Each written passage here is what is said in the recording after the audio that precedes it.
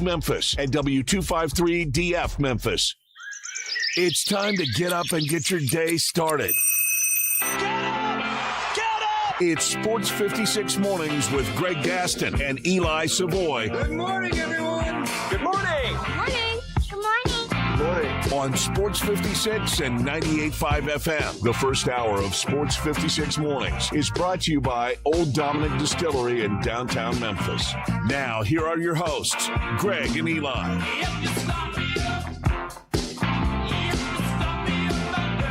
What is happening, Memphis? Welcome in to Sports 56 Mornings as we kick off the new work week. We wrap up June and get July started with the 4th of July weekend coming up this weekend. Hope you guys had a fantastic weekend this past weekend. We got a lot going on in the world of sports, and we're here to talk about it. Greg Gaston and Jay Ham. Eli off for the next couple of days. He'll return on Wednesday. We're broadcasting live and local from the Family Leisure Studios. Family Leisure at 2120 Whitten Road, just north of I-40.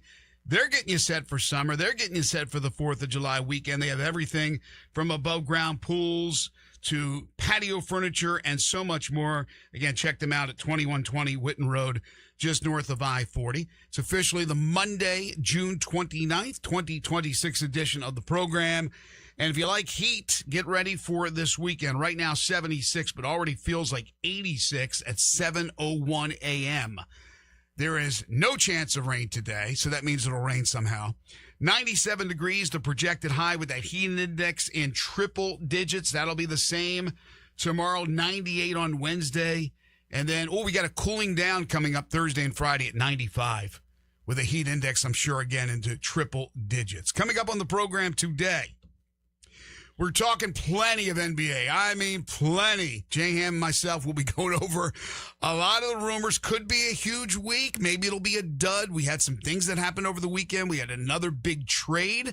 We have the schedule set for the Grizzlies in their 2 Summer League appearances. They open up with Salt Lake City action, and then they head to Vegas where all the teams will be.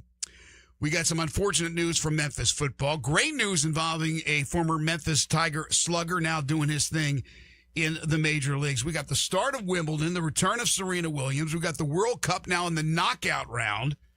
So, yeah, there is a lot happening in the world of sports. Eric Hasseltine, the radio voice of the Memphis Grizzlies, he will join us at 8:05. We'll take your calls and texts, of course, on the Sissy's Log Cabin listener lines at 901-360-8255. Hour 1 of the program. You know by now it's brought to you by Old Dominick Distillery, producing Tennessee whiskey, bourbon whiskey, Honeybell citrus vodka, Formula 10 gin, all the spirits you want to make some great craft cocktails. The distillery bar is out of this world. If you haven't been there, what are you waiting for? The revival really began in 2017 when the doors opened to the public on that beautiful location downtown, 305 South Front Street. But guess what? 150 years ago, that's when the Canali family arrived in Memphis and began Old Dominick. That's how long they've been a part of Memphis. Pouring Memphis pride into every cocktail, award-winning craft spirits. Swing by for a pregame cocktail. Celebrate your wins with a guided tour. If you haven't toured the facility, again, what are you waiting for? Old Dominick Distillery. Come for the spirits.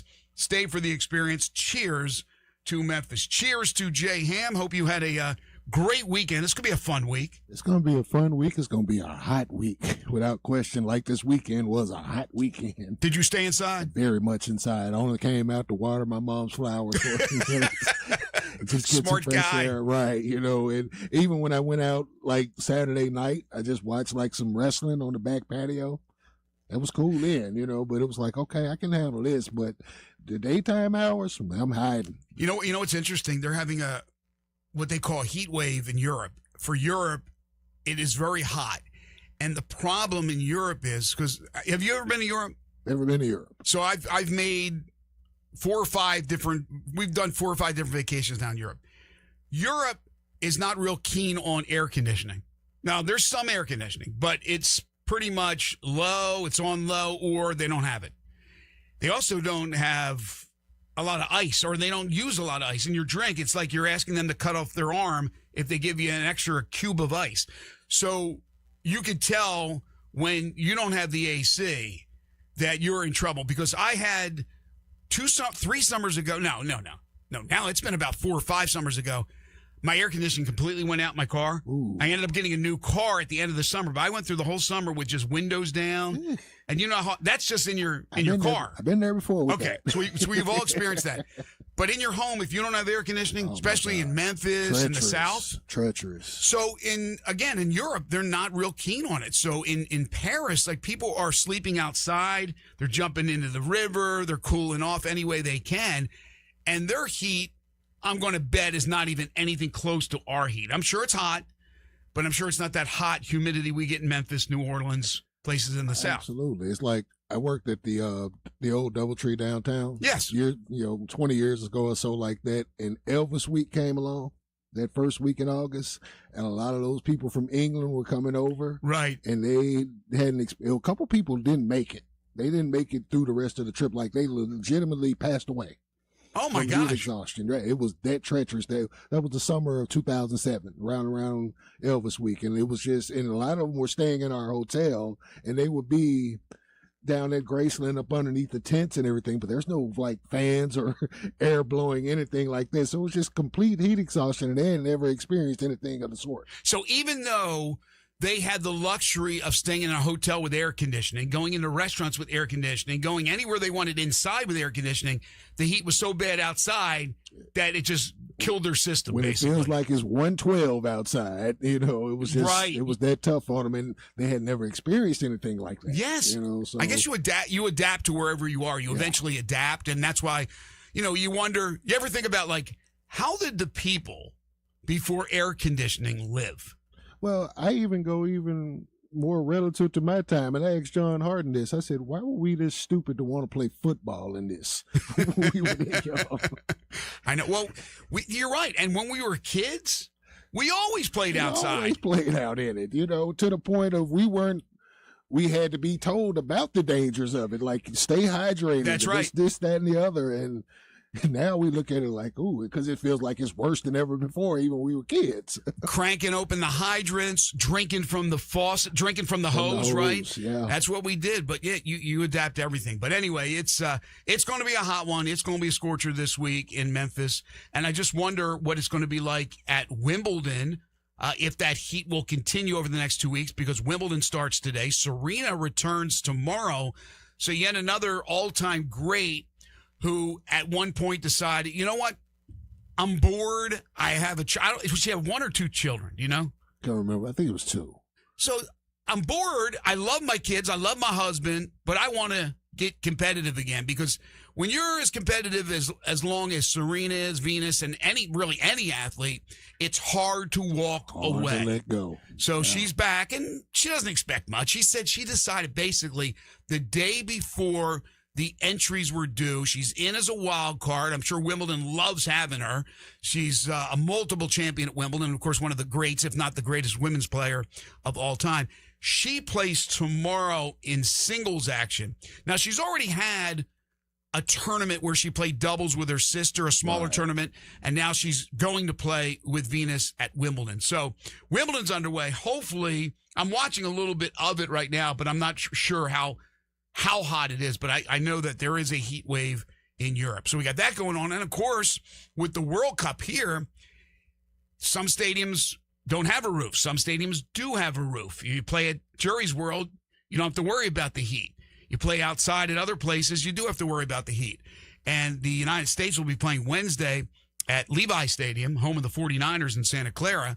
And so they're going to be playing outdoors. But I would imagine in that area of the country, it's not too bad.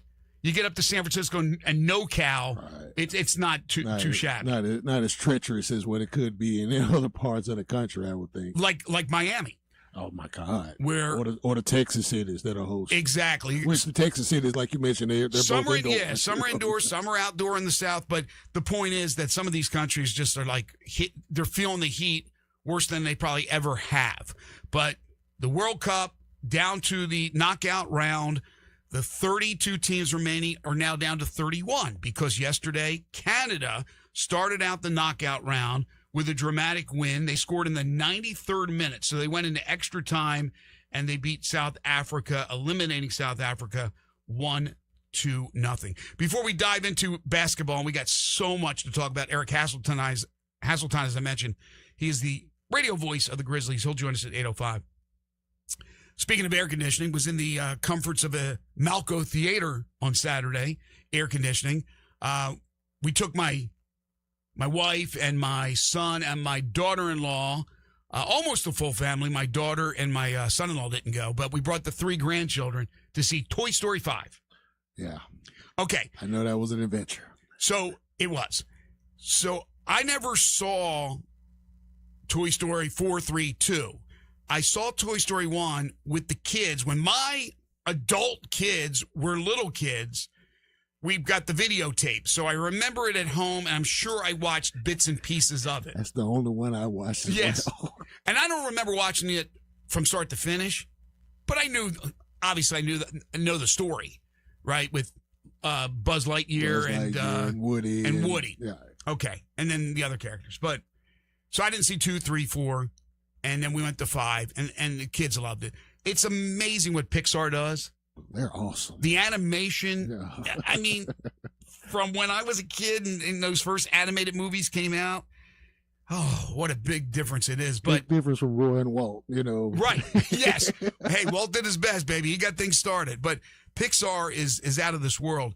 And most... I don't want to say all, because there has been a flub or two in the box office, but most of the time it's gold, right? When you go animated, you go gold animated, especially kids. The kids are always for the win. Right.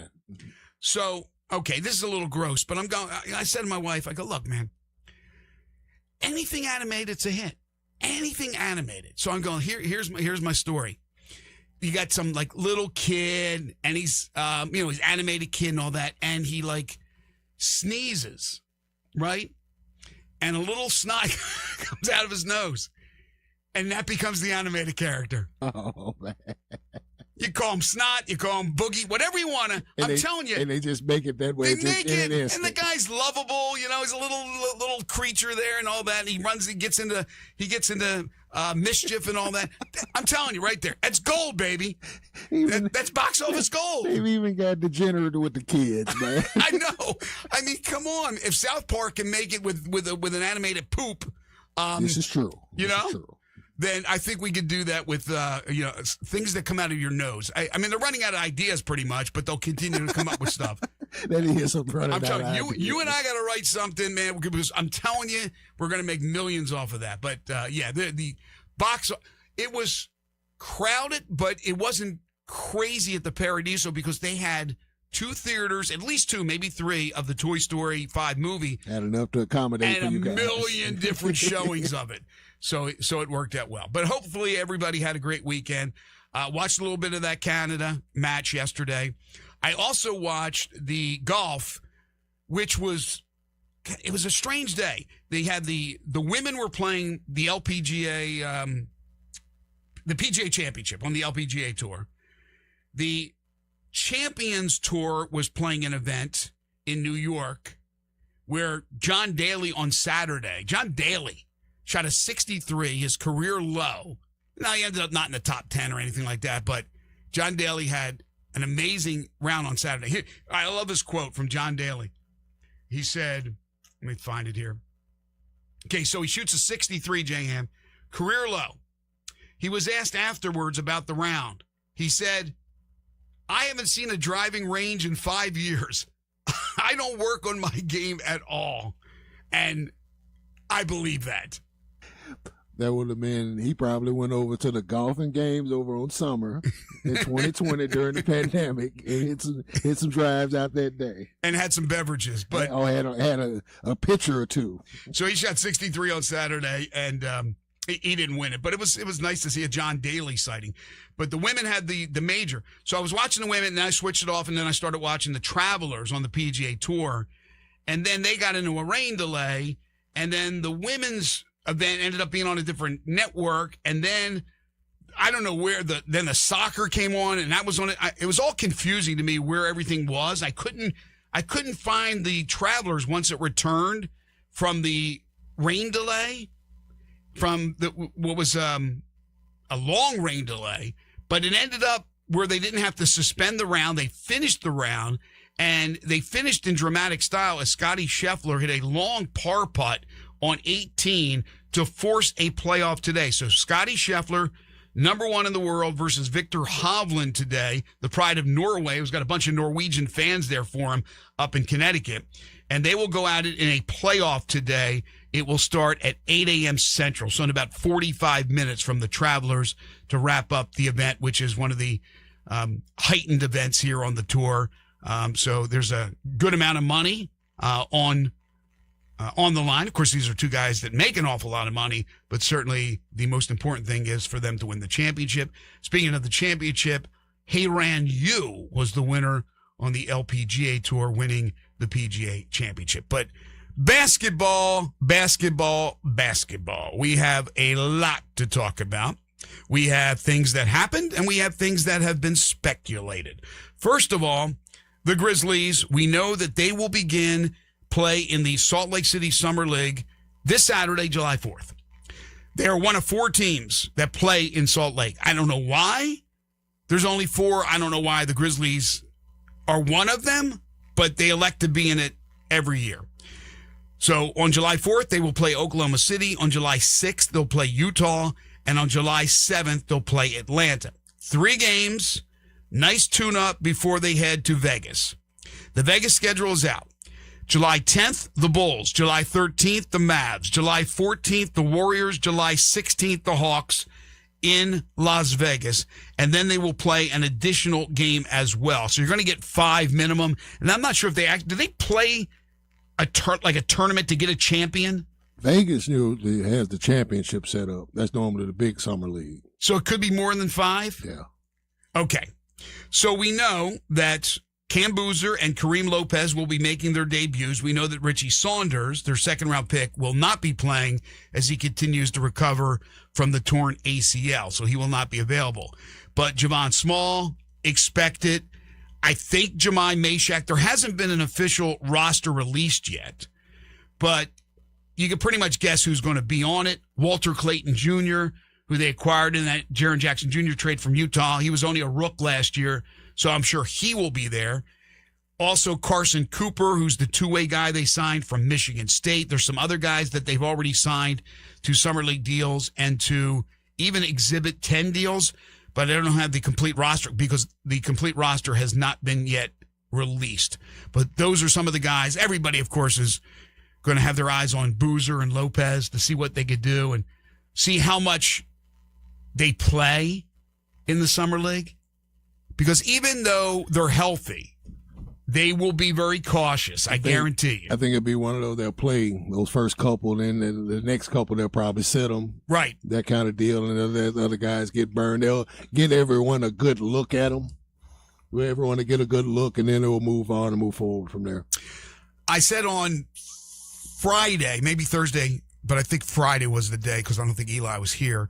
And Eli missed both days, so it may have been Thursday. But either way, we know that the Grizzlies will play Atlanta as one of their preseason games. The Grizzlies have not released their preseason schedule yet, but the Hawks did, and they released a game against Memphis, I want to say October 4th, where Memphis will go up against their prized rookie, Kingston Flemings.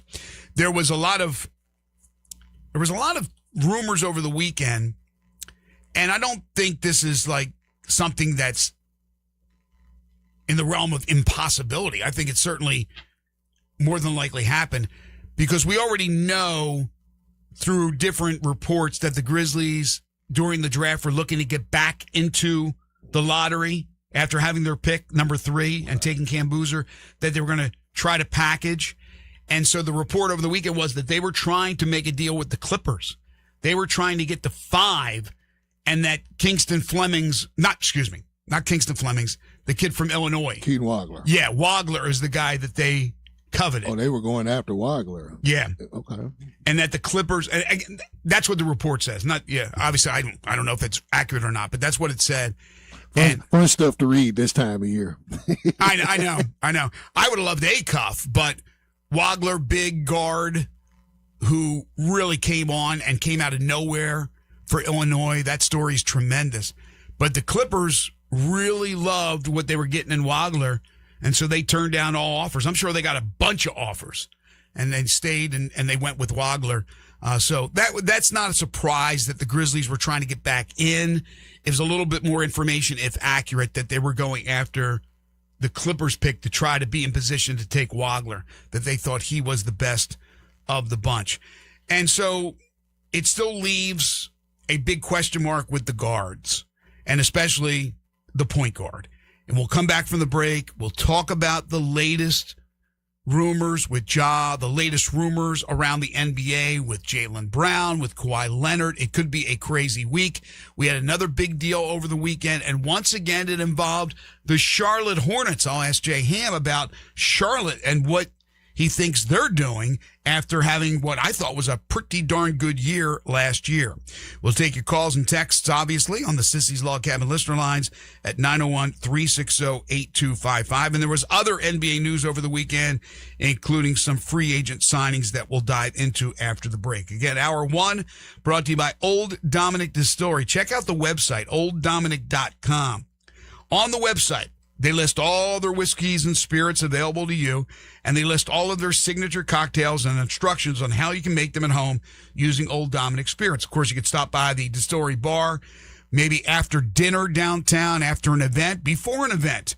The distillery bar is fantastic to just kick back, relax, and enjoy. To me, it's a big-time bar. It has that feel. It has that look. It's something you'll see, I think, in international bars around the world. Just top-notch, top-tier. And for those who haven't been there, you need to try it out. On Thursdays, they have a big happy hour from 4 to 7. That's a real good time to take advantage of that with $7 cocktails made with the signature spirits from Old Dominick and $4 local beers. Again, that's Thursday from 4 to 7. But check out the website, olddominick.com. Old Dominick Distillery, producing Tennessee whiskey, bourbon whiskey, Honeybell citrus vodka, Formula 10 gin, and doing it all out of their distillery at 305 South Front Street in downtown Memphis. Reppin' Memphis, Old Dominick Distillery. Come for the spirits, stay for the experience. Cheers to Memphis. Just underway on a Monday. This is Sports 56 Mornings with Greg and Eli on Real Sports Talk, Sports 56 and 98.5 FM. Let Bryant Dacus and Brett Norsworthy take you home every afternoon. Sports Time on Sports 56. Weekdays from 3 to 6 here on Sports 56 and 98.5 FM.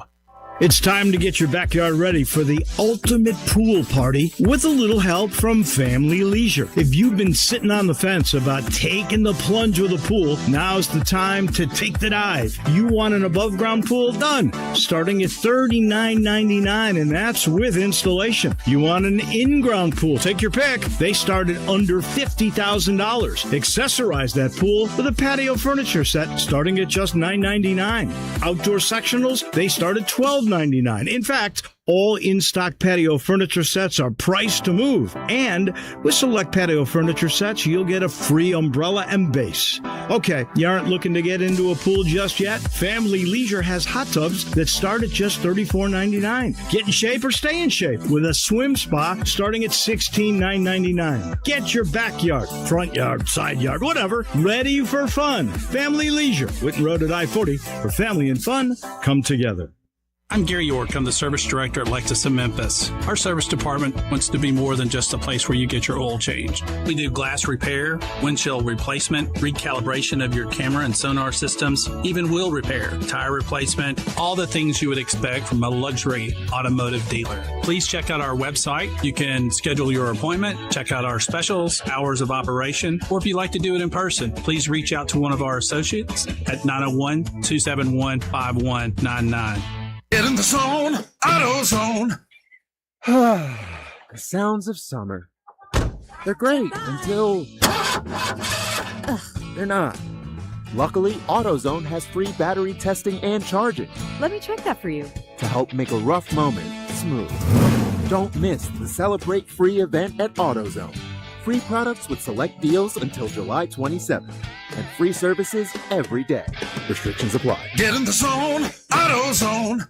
Chris Price here with Metro Builders. If you were anywhere in the Mid-South lately, you felt it. High winds, hail, and storms rolling through hard. And here's the truth. If your roof took a hit, you may not see it yet. Hail and wind damage shingles can compromise your roof, opening the door for water intrusion. And once it gets in, the damage spreads fast. ceilings, walls, insulation, even mold. That's why the sooner we inspect, the less damage you risk. Right now, Metro Builders has teams all over Memphis performing free inspections, handling same-day repairs, and providing emergency water mitigation services if needed. We'll show you exactly what we see, document everything, and help you take action before a small problem becomes a big one. Don't wait until you see water inside. Call me. 901-375-1717. That's 901-375-1717, or book your inspection online at metrobuildersmemphis.com. That's Metro Builders Memphis. We don't just build, we build world class.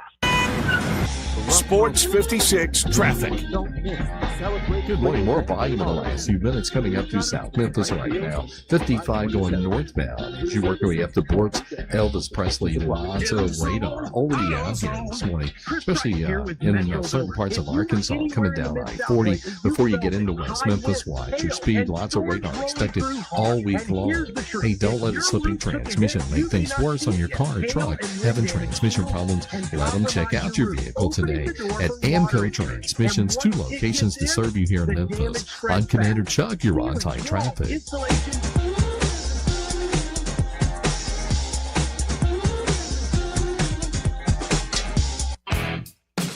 Now back to Sports 56 mornings on Sports 56 and 98.5 FM. This hour is brought to you by Old Dominick Distillery in downtown Memphis. Here once again are Greg Gaston and Eli Savoy. Welcome back, everyone. 7:26 is the time. Checking out the Sissy's Log Cabin listener lines, our text line. Ron texted in. He said, Greg, when I was little, we only had fans. Now, I did a little research during the break. Air conditioning was invented in 1902. But it didn't become commonplace in households until the 1950s after World War II. Ron, I'm going to guess, a little bit older like myself, maybe older than me, but it all depends on where you grew up, what part of the country, how much air conditioning was readily available to people. But Ron said that he opened up with his life as a kid with fans, the fans blowing. It's better than not having any air at all. Right. But it was, air conditioning was an expensive luxury, it was a luxury when it That's first true. came out. This There were a lot of places that fit. I mean, I still run my fan. Oh. I run my fan at night, and I have the air conditioning on at 70. There's a lot of houses that were built in the South like that just had no air conditioning whatsoever, no central air. You may have that window unit, and that'd be it for the whole house. Yes, look, I know some old houses like that in the city. So I'm spoiled, and I pay for it with my electric bill. But I'm telling you, I couldn't be an outdoorsman, a pioneer. I just couldn't. I needed at least 70, and I got the fan blowing at full speed every single night. Our friend Billy Connolly from Family Leisure, he said my 13-year-old loved the Toy Story 5. He said the crowd cheered the ending, and it was a great ending. And, of course, you had the Taylor Swift song as well. And I'll give you some advice for people out there that are going to go to Toy Story 5 with their kids, with their grandchildren, with their great-grandchildren, whatever the case may be. Stay through the credits. Stay through the credits. So you've been warned. Don't leave and then go, I missed it. Stay through the credits. Okay. Kevin O'Connor from Yahoo Sports, who Jay Ham, has been very complimentary of nearly everything the Grizzlies have done since draft day. All the picks that they've made, the direction they're going in. He's one that's been really, really complimentary. And he's tuned in pretty good, but he's not the end-all, be-all. He has come out, Kevin O'Connor, and he has said in his story that he did, a very comprehensive story on all these moves that may happen. And he said Ja Morant will be, not could be, not the possibility. He said he will be traded this week. Now, people have come out on Twitter and said, well, why isn't Shams reporting it? Shams isn't reporting it because, number one, it's only speculation. It's not a fact. He has probably done his homework and has not had any team say, yeah, look, there's going to be a trade. He hasn't had I'm sure the Grizzlies haven't said any single thing. All we saw over the weekend was about 1 million stories. I may be overestimating a few, but it felt like 1 million stories about Ja having no value. And then other stories about, I don't get it. Why doesn't he have value? And we've talked about this with Eli and yourself and myself about the amount of money he makes. The production was down, the injuries, of course. But O'Connor thinks something will happen this week. His guess is as good as anybody's.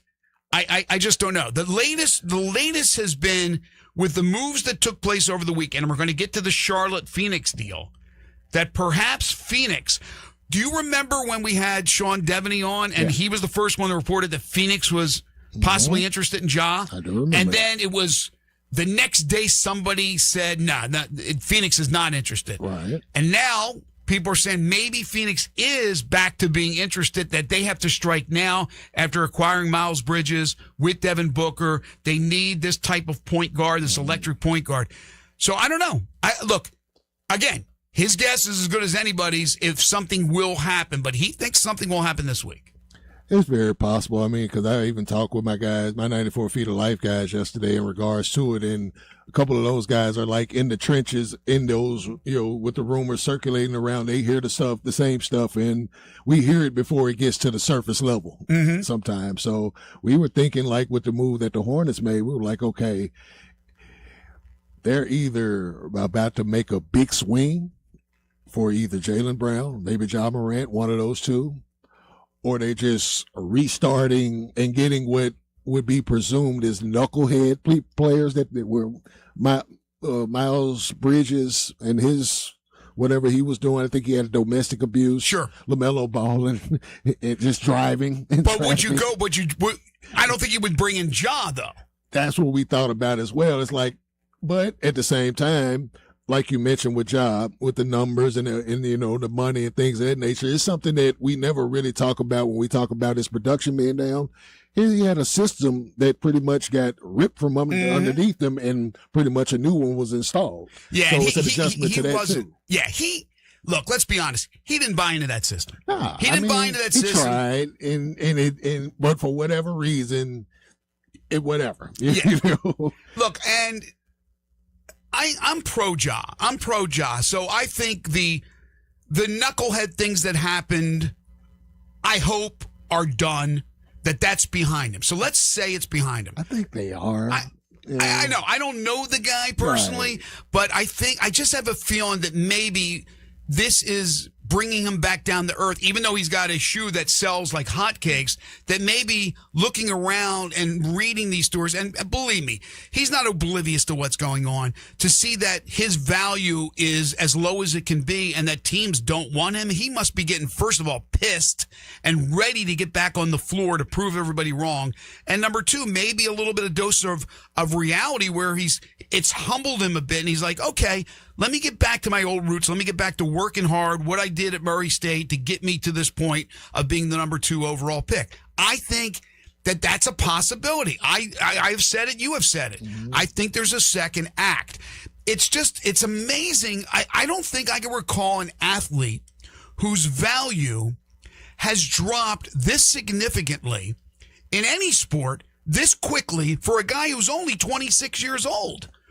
Right? So that's why I think it's still, a lot of it still has to do with the crap he got into years ago now. It's been years now. But you're looking at, over the weekend, rumors about how the Warriors want Anthony Davis, and then they want to get LeBron James. They want to have LeBron James and Steph Curry.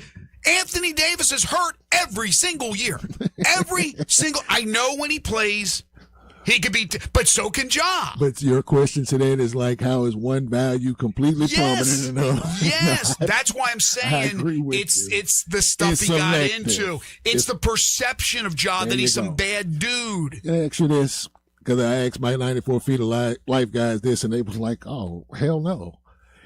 Is there, with what we have laid out in front of us, Rockster currently is constructed. Everybody's, across the league. You see the trade value, Jalen Green, all of this other stuff that, Jaylen Brown. Jalen Green as well. Oh, Jalen Green. Because I saw for the Phoenix. Gotcha. Yeah, I'm sorry. They were talking about Jalen Green and Ja possibly being in the swap for Phoenix. I saw one of those. Okay. Is there any basketball scenario where you subtract Ja Morant from this roster that means that it's an addition with everything that we have laid out in front of us? I just don't see it. I don't see it. That he is, even on the roster that we have now, he's the best option for point guard. Trade value, whoever you trade him for, they're not going to be better than what you get as a player than Ja. If we're talking about basically just sheer talent, he ain't got to be the skills, 1A. He don't have to be the alpha dog or none of it. Just run my point right. guard. If Ja Morant is healthy and he's locked in, no, you're not going to get anybody that would equal his ability. But what you got to throw in is everything else. Does he play 40 games again? Is he a cancer in the locker room, which I don't think he will be. I'm saying, but you have to ask these questions, and I think that's what's happening around the league is they're asking these questions. Is it going to be a minus bringing him in, even though we know he's talented, or is it going to be a plus? And that's what a team has to figure out. And with the Grizzlies, again, there's a lot of people now, because the time continues to go by and they haven't done anything, that believe he will be back. You're on the internet, you see like the possible starting lineups for the Grizzlies. Yeah. Every person that does one of those things, every Tom, Dick, and Harry out there has Ja as the starting point guard. The Grizzlies, unless they do an amazing about face, they're not going to keep Ja Morant. It's not going to happen. But you're not cutting them and eating all that money. But you'll take equal value. You're not going to get more value. We know that ship has sailed. Just me personally, with what I'm looking at landscape-wise, I am rolling the basketball out at training camp, and 12 is on my roster. So you're going to go with Ja? It's just, because I look at what we got, and I'm like, if he's there, and I, with you as far as the question is availability, I'm 100% with you there. I'm also looking at the fact that he's got 2 years left on his deal, and we can't move him. Right. So from we a might financial not have standpoint, the choice. yeah, from a financial standpoint, to go ahead and roll the ball and let him reprove or not reprove. We're gonna take a hit either way. Again, if you can tell me, I'm not worried about him getting into trouble again, right. Even though I don't know him. Just want him on the floor. And I am not worried about him. I don't think he would be a cancer. I think he would help the young guys. Absolutely. And he's still relatively young. My concerns would be, number one, is there a rift with him and Isolo? Which that has to be fixed if there is. I agree. Right. Number two, can he stay healthy? Yeah. That's the only two concerns. If right now we looked into a crystal ball and said he's playing 65 to 70 games, he's going to be a great locker room guy, and him and Isolo are going to break bread, sign me up. But we can't guarantee that. I can project when you give me that, I'll be willing to even project where they might land in the playoff order. But at the same time, I go back to what Michael Cole told us months ago. Not always about the talent. It's about what fits, and it has to be able to fit in what Isolo wants it to do. Exactly. Again, as much as we think maybe there's that possibility, I still think they're going to be hard pressed. But you're right; they're not going to eat $80 million or whatever it's that they owe him. And I just think some team is going to step up and take the shot.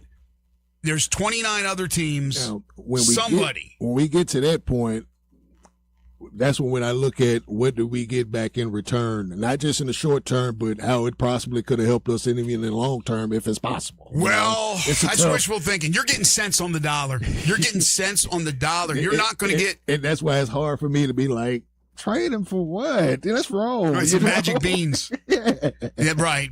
And that is the problem. Therein lies the problem with Ja. What can you get for him? What teams are, and we don't know the whole story out there with all these teams. We keep hearing the insiders say there's no market. These teams aren't interested, but we don't know what's been discussed behind closed doors. And I know that Kendrick Perkins came out on Friday about the attached draft picks, where the Grizzlies would have to also give up draft picks. He's one of the smartest people that talks basketball that I don't pay attention to because of the network that he works for and how they push certain stuff. Yeah, I mean, he's a smart basketball He probably guy. has some good insight too, and that's not on the surface. You go, that's crazy. You're giving up Ja and picks, but really, in reality, that's probably what it would take. Yeah. So, and I don't know if the Grizzlies be willing to do that. But the big trade that happened over the weekend once again involved Charlotte. So Charlotte, a team that really was on the cusp this past season. They had a good run, good young players. We know that. Well, they traded LaMelo Ball, as everybody knows, last week to Minnesota. And over the weekend, they made another big trade. They sent Miles Bridges, a 2029 first-round pick, a 2027 second-round pick, to the Suns in return for the former Grizzly Grayson Allen, for Royce O'Neal, and a 2033 first-round pick. So my question first to you is, what's Charlotte doing? They got, well, from what I was thinking, they got rid of what were the presumed knuckleheads, which they played well last year. But I don't think that they thought that they were going to grow really beyond what they were able to just do this past season. Go get Naz Reid, established veteran that could get down on both ends. You know he's going to be a pro. He's going to go about it the same way. Grayson Allen, same thing. He's going to go about it as a pro, well connected within the young guys. And he's got a few Duke players that's on that roster that Grayson tends to work well with in this league.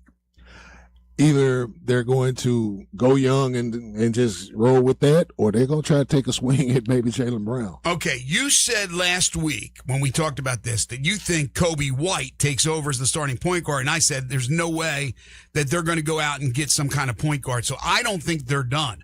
I think they're going to make some trade. Kobe White's a good, solid player who they've re-upped. Guard. But they need a floor general. They need a floor general.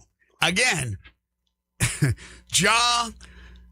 It could work there. But again, the whole knucklehead thing that you just talked about, getting rid of Miles Bridges. Right. I mean, but with Miles Bridges, and those incidents happen around the same time, he beat a woman. I know. Much worse. Ja just flashed a pistol on Instagram. I know. Much worse. But Still something the perception that is derogatory towards the team. And then, of course, LaMelo Ball. But it would also probably, it depends, because you might not want Ja that close to hometown either, because he's a Carolina guy. He's a South Carolina guy going to Charlotte. See, I was thinking of that as a benefit for Charlotte. I would think so too. The same way that you bring in Grayson Allen back around with Concanupple, Sion James, those other Duke guys. I just know Charlotte has made these moves. I'm not against the moves they've made, but you got to bring in a top tier point guard. Now, Phoenix, and I knew Matt Ishbia wouldn't be quiet. There's no way he was going to be quiet.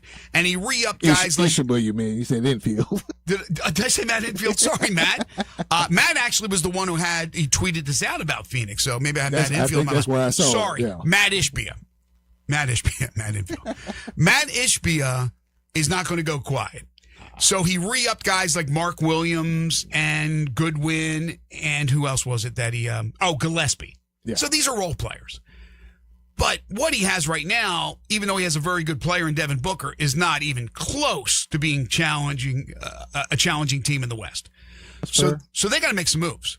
And so Ja Morant to Phoenix, that makes a little bit more sense. That's a spike. Ishbia seems like a guy that would roll the ball out and say, let's take a chance with this thing and see if we can find that magic again. I like it from that standpoint because he could play with pretty much all of those guys. Him and Booker work well together. And Dillon. As well as Dillon. He gets Dillon back. Colin Gillespie is a good one. We've seen Ja work well with other point guards in combo guard situations, even if they both were weak defensively. But it makes it happen, so they got some good size in Phoenix. They're just trying to get it back in the right direction. I respect it. It would be a solid move if they went that way, though. Again, not for us in Memphis, because we would get back Jalen Green and probably some other stuff, which Jalen Green's a good young player. He's cool. You get back a good young player and don't have to mortgage the farm. In other words, like a bunch of first-round picks or something, then you make the trade. Then you make the trade. The only part that's hard about it is that if it was a situation where Ja just didn't want to be here, that's easy to digest. But the fact that that he wants to be here and they still to make it, it's like, I get it, but okay, whatever. It's a tough situation to be in if you're Kleiman and company, because you don't want to get completely raked over the coals. You want to make this change. It's very evident that they want to make this move. But as Perkins said, got to add draft. Well, what are we talking about? Add a couple of second-round picks? Okay. You want a first-round pick? Sorry, I'm not giving you it. There's no way I'm giving you a first-round pick and the number 2 overall pick in Ja. I'm not doing it. I'm not doing it. Do it. I'll give you a couple of second-round picks, and then the players that make it work, they figure that all that stuff. I'm sorry, I can't give a first-round pick. And in that case, I'm not going to eat the money. I mean, for a roster spot, I'll eat Taj Gibson's $900 and something thousand, but I'm not eating $40 million per over the next 2. Right. So, and therein lies the problem. And they know, these teams know they have the Grizzlies by the coconuts. I got to make sure it's a family show. I want to keep it clean. So start that man in a year. Let's see where he rolls. Let him, give him an opportunity to play his value. Back up. Roll with it accordingly. All right. Other moves that were made over the weekend. We'll talk about that when we return, and more rumors out there. This speculation concerning Jaylen Brown and more on Kawhi Leonard as well. We'll get to that when we return. I do want to tell you, folks, about All-Star Chevrolet in Olive Branch. June is just about over, but you know June. It's a month that is all about baseball, hot dogs, apple pie, and how about a new All-Star Chevrolet? Staycation or vacation begins in Olive Branch. How low can your payment go? You come to All-Star, see what 0% financing for 5 years on all these new Silverados will do. Your good credit deserves it. Military, first responders, they get an extra $500 bonus. They always do at All-Star Chevrolet in Olive Branch. All-Star Chevy has pre-owned makes and models for any budget, priced in the 10s, 15s, or 20s. Or go big with the Tahoe, Traverse with a third-row seat. The Corvette Stingray that they have down there is absolutely out of this world. And pre-owned Silverados, they got them. For all your commercial and fleet needs, All-Star Chevy is the top-rated business elite dealer. Express cargo and express passenger vans are there as well. If you have any vehicle you want to sell, bring it to All-Star Chevy in Olive Branch. Get the most money for it today. So together, let's drive. Don't miss the best sales summer event. It's going on now, but time is winding down. It's in Olive Branch at All-Star Chevrolet and online at allstarautogroup.com. This is Sports 56 Mornings with Greg and Eli on Real Sports Talk, Sports 56 and 98.5 FM. Be sure to download our Hub 901 app for instant access to Sports 56 and all the Flynn broadcasting stations from anywhere. Go to the App Store and get the Hub 901 app today.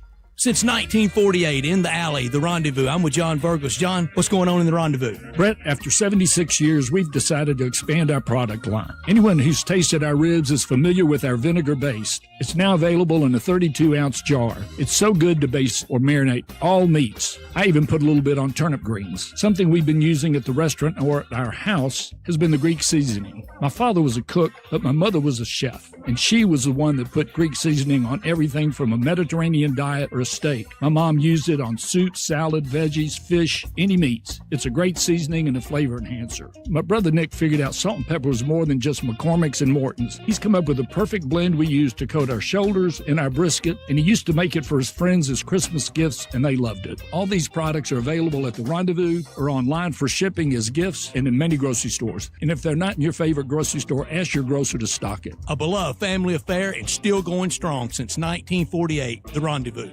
Marty McNate's on vacation, but passed along some exciting deals at Gossett Volkswagen Germantown's Volkswagen Driver Days event. If you're looking for sporty, we Gossett 2026 Jetta S. Just $249 a month. $249 a month for Jetta S. Luxury just got a new definition in 2026 Tiguan 2.0 TS. Now $269 a month. Brand new Tiguan S $269 a month. Plus 2026 Atlas SE. Only $329 a month. That's only $329 a month for a brand new Atlas SE. Marty McNate will be waiting for you at Gossett Volkswagen Germantown, 7420 Winchester Road. Online, GossettVWG.com, and remember, your future's what you make it. If you want it, we got it at Gossett Motor Cars. Atlas TC 564,681, MSRP 41,911, Jetta TMO 312,217, MSRP 25,791, Tiguan TMO 43,763, MSRP 32,881. Includes all rebates and incentives. Must be financed through Volkswagen Credit PF 895. Excludes tax title license with approved credit. See dealer for complete details. Offer in 6/30/26. Dealer stock only. Being there for those we love can be so hard for people with chronic migraine. 15 or more headache days a month, each lasting 4 hours or more. Botox, onabotulinum toxin A, prevents headaches in adults with chronic migraine. It's not for those with 14 or fewer headache days a month. It prevents, on average, 8 to 9 headache days a month versus 6 to 7 for placebo placebo. Prescription Botox is injected by your doctor. Botox effects may spread hours to weeks after injection, causing serious symptoms. Alert your doctor right away, as trouble swallowing, speaking, breathing, eye problems, or muscle weakness can be signs of a life-threatening condition. Those with these conditions before injection are at highest risk. Side effects may include allergic reactions like rash, breathing problems, dizziness, neck and injection site pain, and headache. Don't receive Botox if there's a skin infection. Tell your doctor your medical history, muscle or nerve conditions like ALS, myasthenia gravis, or Lambert-Eaton syndrome, and medicines like botulinum toxins, which may increase the risk of serious side effects. Why wait? Ask your doctor about Botox. Visit BotoxChronicMigraine.com or call 1-800-44-BOTOX. Memphis is a love song to soul and style. With the full suite of sought-after designers, brilliant natural diamonds, an elegant bar, luxury VIP lounge, and more, a trip to our store is an experience like no other. Just like the city we love. Stop by any of our stores or visit Sissy'sLogCabin.com and experience Sissy's for yourself. Memphis is our home, and we're your jeweler. Sissy's Log Cabin, because life's too short for ordinary jewelry. Hi, I'm Parker Trotz with NST Injury Attorneys. For over 35 years, we've fought for Memphis families and won big. If you've been injured, the call is free, and you don't pay unless you win. NST is the way to go. Call 683-7000. Now back to Sports 56 Mornings on Sports 56 and 98.5 FM. This hour is brought to you by Old Dominick Distillery in downtown Memphis. Here once again are Greg Gaston and Eli Savoy. Welcome back, everyone. Greg Gaston and Jay Ham. Eli is off today. Thank you for listening. If you're listening on Sports 56, AM 560, or FM 98.5 FM, if you're listening anywhere around the world on Sports56WHBQ.com, we appreciate it. You may be watching us on Twitter or on YouTube. Thank you once again. Got a couple of texts on the Sissy's Log Cabin listener lines. Keith says, I appreciate y'all's opinion. I respect it. But there's no GM in the league that thinks like you do. Nobody wants him. He can't shoot, period. He can score the basketball and run the point guard. Right. That's what I think. I've gotten on his case for shooting too many threes. The last couple of seasons, I think he was not as explosive, maybe didn't always want to finish at the hole, and he started to take those threes where they kind of backed off him and he missed. I think in that sense, that's a problem, but if he can get back to Ja and attacking, he scores. And in the final moments of a game with the game on the line, he scores. I want the ball in his hands. So, yeah. Not just even for the score, because now he's got guys he can play make too. Right. And look, I understand what Keith's saying, but I think he does so much more that he doesn't have to be this 39% three-point shooter. We'll see. We'll see if a GM wants to go in that route. And he don't have to average 27 a game anymore. No. This is from the 901. Phoenix has to go for it now. They just gave up an unprotected 2033 first-round pick. I agree. Let's see. Where's the rest of this? Plus, they have no legit future picks. Swaps only. Yeah, I agree. And Ishbia, not infield, but Ishbia is that kind of guy. He's not going to sit back. He is a new version of Cuban. Players are going to love playing for him, right? He's going to treat them right. It's going to be first class all the way. And he doesn't want to sit at the bottom of the West. Right. He doesn't want to be down there with Sacramento and a couple of those other teams that are always there. And the fact that he was a basketball player at a high level, he can relate to a lot of these guys. He can understand what it is that they're looking for. Just a relatable dude, you know? Right. He held the Stars jockstraps. He did. He's got concession prices down, and they get local TV in Phoenix. Why be mad? Exactly. Good point. All right. Other big news over the weekend. Jonathan Isaac waived by the Magic. The top 6 picks in the 2017 draft, 4 of them are no longer in the NBA right now. That's unbelievable. Is somebody going to pick up Isaac? I would think so, because he really can defend. For whatever reason, it just didn't curl all the way around like it should have in Orlando. They just needed a new space. I don't know. Yeah, that was a setback for Orlando. A couple of their moves really set them back. Jose Alvarado gets a new 3-year extension with the Knicks. They wanted to keep him, worth over $14 million. They're not breaking the bank to keep Alvarado, big part of that championship team. He said he was always going to tell his daughters that he scored 40 in one of those finals games that they won. So. And then I thought the bigger news of the weekend, other than the big trade with Charlotte and Phoenix, was Isaiah Hartenstein. He's back in the fold in Oklahoma City. 3 years, $75 million. I thought Hartenstein would be the guy that they would have to let go. He still may be moved. Okay. We'll just see how they start out, how they view the big man, Ade Mara. Right. Chet's coming back. And that's the reason why I thought Hartenstein was expendable. The money to get under the apron, right? They were in. I don't think they're this stupid, but they may move Chet. Not saying that it would be stupid, but it was just, the reaction of, they may have kept him in the thoughts of the opportunities of exploring moving Chet. So financially, because they were well over the cap, we know that they traded Aaron Wiggins. That already happened. Lou Dort, I don't think will be back. No, but they traded Isaiah Joe over the weekend, too. If people missed that, Isaiah Joe goes to Detroit for a pair of second-round picks. Dort may be moved. Sorber may be moved. Right. But I thought maybe they go the other way. Not that they didn't love Hartenstein. Who wouldn't love Hartenstein on their team? I just thought financially they couldn't afford him, and they got more in the draft. Or they're looking across the way in Southwest Texas, and they were like, okay, they got bigger too.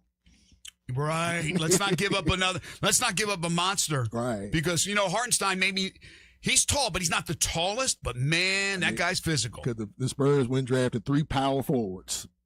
Right. That's a great point. Because Mara is tall as hell, can block shots. Right. Maybe not the most physical presence. We know Holmgren doesn't like to really mix it up. Right. But Hartenstein does. Right. So I just thought from a financial standpoint they wouldn't be able to keep him, but they kept him. So we got that going on. We have the rumor mill's churning. Okay. Kawhi. And I don't know who was on our show, and I had brought up Kawhi, and they thought, now Kawhi's going to be in L.A. He's going to be with the Clippers. And maybe he will be. But there's rumors about him going back to Toronto. There's rumors about Dallas putting together a really nice package to acquire him. I don't know what's going to happen with Kawhi. The Toronto one was interesting because it was like, okay, you want to go back now. I wonder why now as opposed to in 2019 when they really had a championship squad there already that they won with. But he had other things in mind at that time, I guess. So maybe he needs to escape the country, get to Canada because of what's going on with that. I thought about that as well, Greg. The Jaylen Brown rumors. I saw Denver. I saw a story where everybody's expendable, including Jamal Murray. Everybody except Jokic, and maybe they're interested in trying to do something with Brown. Portland's another team that came up, which surprised me. Jaylen Brown is not being treated the way he should be, in my opinion. I don't get it. Did you see this? Did you see Bobby Marks? Did you read what Bobby Marks said for folks who didn't hear this or see this? That one general manager in the NBA, a current general manager, said that Jaylen Brown on a really good team is the 7th best player, the 7th option. What? I saw that, and I also saw where he further elaborated, where he was saying, "These are not my thoughts." Right. Yeah, I'm just reporting what I heard. This isn't me. His name took a lot of hit for the comment, but I'm like, he didn't really say that. He's saying that this was said by someone else. Right. People got to look at the source, before they jump off the handle.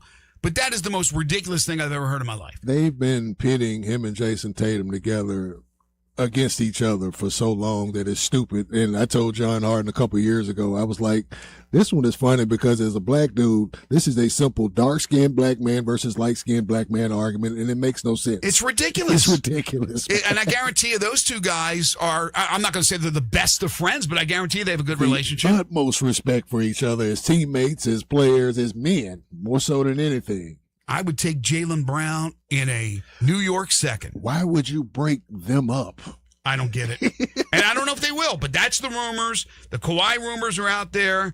And then, of course, there's the Warriors, the rumors that they're attempting to trade with the Wizards for Anthony Davis. and sign LeBron James as a free agent? Do you see LeBron James being anywhere but L.A.? I see Yaxel beating up everybody that they bring in there to try to start something because Yaxel like, this is my team now, Steph. You need to get out of here, too. That's the only reason why they keep doing this and going after the older guys, because Steph's still there. Yaxel, hold your roll, baby. I love you, but come on, man. You're talking about the greatest shooter that ever stepped on a court. He say he's a Kyrie guy. He's not a fan of Steph. I know, I heard Draymond, that. he's a Michigan guy. He don't deal with you Spartans. So Yaxel come in fire blazing. I love it. Again, the rumors are fun to read. I know people get excited every time they read the Ja rumor. I know what Kevin O'Connor had to say, but we'll see. We'll see if it ends up being this busy week that people projecting it to be. Of course, officially, free agency can officially be announced. Is it July 6th is when it can start to be? Well, it started tomorrow, but the official announcement July 6th, right? Yeah. But, we start to hear these things left and right a week, always that week before they can become official. When we come back, we open up hour number 2, talking Grizzlies with Eric Hasseltine, the longtime radio voice of the Grizzlies. This is Sports 56 Mornings with Greg and Eli on Real Sports Talk, Sports 56 and 98.5 FM. Broadcasting from the Family Leisure Studio, we are Sports 56 and 98.5 FM. Unlock your new go-to spot, Codes Dispensary in Steele, Missouri, just over an hour from Memphis. When you're ready for a legal, reliable option, they're right up the road. Explore the full menu of top-shelf products in-store and online. Short on time? Order ahead and cruise through the drive-thru for a quick pickup. Stack rewards while you stock up with Club Codes. Earn points for every dollar spent. Codes Dispensary, now open in Steele, Missouri. Supreme cannabis that's worth the drive. Learn more at CodesDispensary.com. That's CodesDispensary.com. The best clubs never stand still. Colonial Country Club has been an iconic part of Memphis golf for generations. And today, a multi-million-dollar reinvention is reshaping its future. Members enjoy championship golf and family-focused amenities including pickleball, tennis, swimming, fitness, dining, and a vibrant club calendar. History matters. So does what comes next. Membership opportunities are now available. Visit thenewcolonial.com to learn how you can be a part of Colonial's next chapter. At Gossett Volkswagen on the Pike, it's the Volkswagen Driver Days event, and it's drivers wanted. If you're looking for sporty, we Gossett 2026 Jetta S. Just $249 a month, $249 a month for Jetta S. Luxury just got a new definition in 2026 Tiguan 2.0 TS. Now $269 a month. Brand new Tiguan S, $269 a month. And right now, Gossett Volkswagen on the Pike's got 2026 Atlas SE, only $329 a month. That's only $329 a month for a brand new Atlas SE. Ready for a new ride? We got you covered at Gossett Volkswagen on the Pike, 1875 Covington Pike, or shop online anytime at GossettVWMemphis.com. If you want it, we got it at Gossett Motor Cars. Atlas TC 564,681, MSRP 41,911, Jetta TMO 312,217, MSRP 25,791, Tiguan TMO 43,763, MSRP 32,881. Includes all rebates and incentives. Must be financed through Volkswagen Credit PF 895. Excludes tax title license with approved credit. See dealer for complete details. Offer in 6/30/26 dealer stock only. Progressive's Home Quote Explorer helps you easily find and buy the right coverage for you. It's everything you've always wanted. Well, I mean, as far as a website that lets you shop, quote, and buy insurance in one place. But hey, maybe that is everything you've always wanted. Yeah, people have different types of dreams. And if all you've ever been searching for is a website that helps you choose home insurance rates and coverage, boy, do we have great news about Progressive's Home Quote Explorer. Progressive Casualty Insurance Company, affiliates, and third-party insurers. Comparison rates not available in all states or situations. Prices vary based on how you buy. Sports 56 Traffic. Good morning. Despite a couple of EMS calls out here right now, traffic's still moving, but it's busy on Bill Morris 385 coming inbound as you get on that ramp there on the 240 passing Mount Moriah.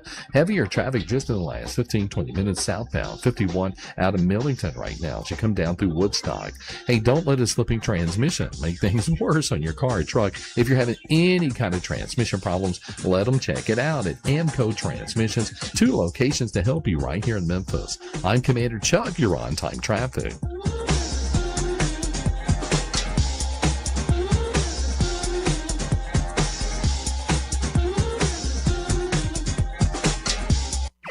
Memphis's original sports station. We are Sports 56, WHBQ Memphis, and W253DF Memphis. Now back to Sports 56 mornings on Sports 56 and 98.5 FM. This hour is brought to you by James Gaddis Jewelers. Diamonds are forever. Woo! Here once again, Greg Gaston and Eli Savoy. Welcome back, everyone. Greg Gaston, Jay Ham, Eli off the next couple of days. We'll be back on Wednesday. It's the Monday, June 29th, 2026 edition of the program. We're live and local, broadcasting from the Family Leisure Studios. Family Leisure at 2120 Whitten Road, just north of I-40. They got everything you need for a terrific summer. Eric Hasseltine will join us in just a moment. Right now, it's 80 degrees at 8:05. The feel-like temperature already is 93 degrees. High humidity today. Triple-digit heat index. 95 for the temp. 97 Tuesday is the high. Then 98 on Wednesday. 95 Thursday and Friday. But again, with the high humidity, the heat index will be in the triple digits. Hour number 3 of the program, make it 2. I'm way ahead of myself. Hour number 2 of the program brought to you by James Gaddis Jewelers, 4900 Poplar Avenue between Mendenhall and St. Nick, and on the web at gaddisjewelers.com.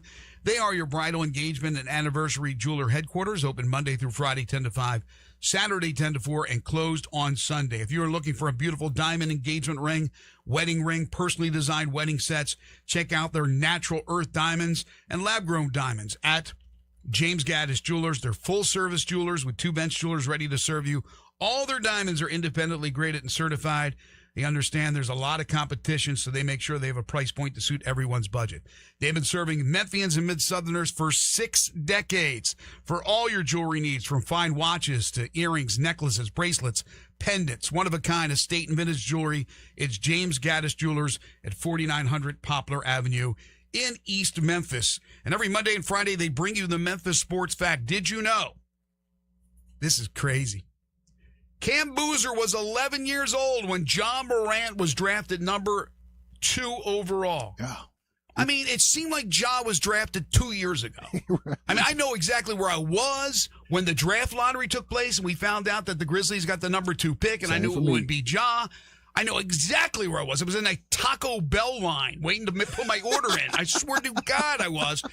And Cam Boozer, when they drafted him, was 11 years old. Now he's part of the Grizzlies, and that means another player, of course, with Kareem Lopez and eventually Richie Saunders, that Eric Hasseltine will get a chance to call their NBA careers. He is the longtime radio voice of the Memphis Grizzlies. He is our friend Eric Hasseltine, who joins us now on Sports 56 Mornings. How are you, Eric? I'm good, man. Bringing back memories right there. I remember the night that they got number 2, I was pitching coach pitch baseball to my son's team, and I went out on the mound. I'm coming back, and I had my phone in the dugout, and I look, and there's like 47 text messages. I'm like, what just happened? And I was like, oh, yeah, the draft lotteries. And I'm like, no way. And I look at it, and it's, the string of messages. And I'm like, oh, my gosh, we just got the number 2 pick. So fast forward to this year, my son was, I believe he was 8 at the time, or 7. So, and now he's 14. So 7 years later, this year draft lottery, I'm coaching a group that's a year younger than him because I decided I'm not coaching him anymore, but it's the same organization. So I have my 13-year-old. We're on USA Stadium playing on the big field. It's a big game. And in the dugout, I've got my phone and the lottery's on in the corner. And, we're in the field, so I don't have to do much during that time. And I'm like, oh, my gosh, we just got the number 3 pick. And I'm like, I think I need to coach baseball every time we're in the draft lottery. It works, right? It's good luck. Coaching, yeah, right? It's a good luck charm to be on a baseball field. But, yeah, man, it's hard to believe it's been that long. Well, I remember, and my memory's not great, too, to remember exactly where I was and everything. It just it tells you how monumental that night was. It hasn't turned out the way we all had hoped to this point. We'll see what happens. But compare the excitement to Ja and now to Cam Boozer, a polished 18-year-old who seems like he's coming into the league at 25. He's so advanced right now. How do you compare the two? Well, I think if you go back to the Ja draft, I think the reason it was so exciting was, first of all, there was a point at that year where they were trying to win enough games to convey the pick, just to get away from that conveyance to Boston, if you remember. And a really tough spot for JB Bickerstaff to be in back then. And it was a tough spot for the whole organization. So when the number 2 pick happened, and that was the Zion draft, and you're in the lottery with the top 3, you're like, oh my gosh, these 3 guys are all studs. When you're talking about Zion Williamson, RJ Barrett, and John Morant. And then it goes your way. They're like, okay, this kid's electric. And they knew from the jump that's who they wanted when they got 2. There was no doubt about it. And I believe if the story goes correctly, RJ Barrett said, hey, I'd rather not play in Memphis. I'd rather go somewhere else for whatever reason. That's fine. He has his reasons. Got his wish. A grown man can say that. Yeah, he got his wish. And I think the Grizzlies said, don't worry about it. We weren't planning on taking you anyway, buddy. You're good. Enjoy New York.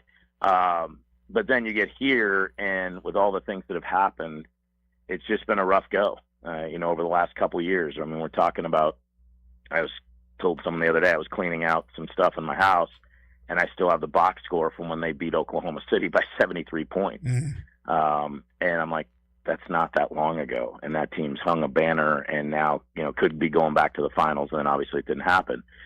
And I think where the Grizzlies were that season before the Steven Adams injury, before the Brandon Clark injury, we were talking about, hey, this is a championship caliber team. I had numerous people in the league say, you guys might win it all this year.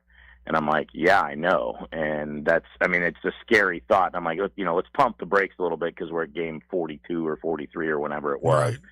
And then, of course, we know what happened. Steven gets hurt in Phoenix, and then all the other things happen. So I think right now, fans are cautiously optimistic. I was at the draft, lottery or the draft party inside FedEx Forum on the night of the draft, which I don't ever remember one being on a Tuesday. And everybody was super excited when Peterson was called to Utah, because I think Cam Boozer was, in general, most of our fans were anxious for a guy like that and a guy who gets it. And he is polished. And you listen to him talk, and I'm like, there's no way this dude's like 19 years old. It's impossible. But you think about it, and his dad's been through it, and, they've been through a lot as a family. And I think he understands what being, around pro basketball is all about better than other kids, who probably have a pretty good idea now. They're training these kids for that stuff. And I call them kids, they're young men, but, and it's not going to hit them with a bunch of surprises. And there's not going to be this too much, too soon, too fast type situation, because he's lived it. He's been around it. And, when your father's a 2-time Olympian and multiple-time All-Star and, was a really, really high-level player, he said, okay, this is, here's what's coming. Right. And only you can handle it. I can't live it for you, but, this is what you need to be prepared for. And, it's tough. Also, I'm sure he would love to have his twin brother with him, but that's not what the cards laid out. And he seems to be handling all of it incredibly well, and so I'm excited for it. I think it's going to be a process. I don't want to get too super excited, but if you look at what a potential starting 5 could be, if some things fall into place, then you're like, okay, that's a pretty good team. Now, is that a championship level team? I think you'd be putting unfair expectations on that group for that when you look at how good some of the teams in the West are. But they're certainly a competitive team, and they're certainly a team that's going to go out and find it. But it's going to take, it's going to take a couple of weeks, maybe a month, to find that chemistry to gel, because it is a relatively new group who hasn't played a lot of basketball together, especially with a rookie potentially being in your starting 5. But I'm excited for it. I think it's something the fans can get behind, and it's a type of player that, if all aspects of his game ring true, I think he's got a chance to be a very, very high-level player. You said the most important word, competitive, because people know that after last year that they are moving in a different direction, and it takes time. But when you're a small market, you really don't have a lot of time before you lose the interest of the fans. So you think with what they've done so far, and maybe some moves that are still to come, that they can be more competitive or be competitive earlier than what is first thought? Because when you're doing a rebuild, you think it's got to be at least 2-3 years. But you think maybe right off the bat, that they can be at least a competitive team? I think so. Again, it's all going to be contingent upon health and who's there and who's not. I mean, you just break down the names and, the players that you start filling in the spots, and you're like, okay, here's 1 through 5, here's, 6 through 9, and then here's your, 10 through 15 guys. And you're like, okay, I can see that. That's not that's not a team I look at and go, well, they're 100% lottery bound. You know, you don't know. Right.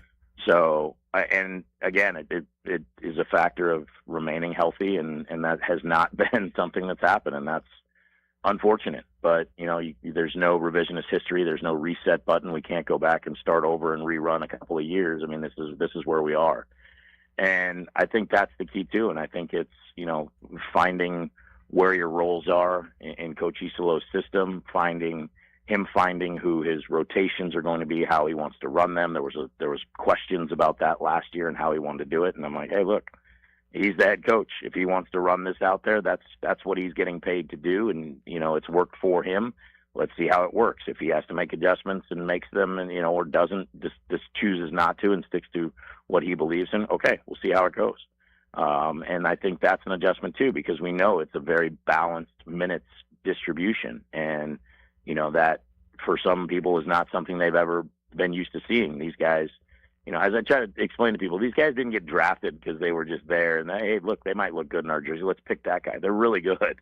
And they've been the guy wherever they've been from the time they were probably 7 years old. They've been the best player on their team in their, you know, basketball organization. They've been the highest recruited guy in their area. They played the McDonald's All-Americans games. There's not guys that are the sixth man in high school going, hey, why don't you come play in the McDonald's All-American game with us? You're a guy coming off the bench at your high school. Your high school's really good, and we think you're that good. I mean, that's just what it is. And so, you know, I always quote Lionel Hollins on this, and it's one of the things that will always stick with me from my time, you know, being around him.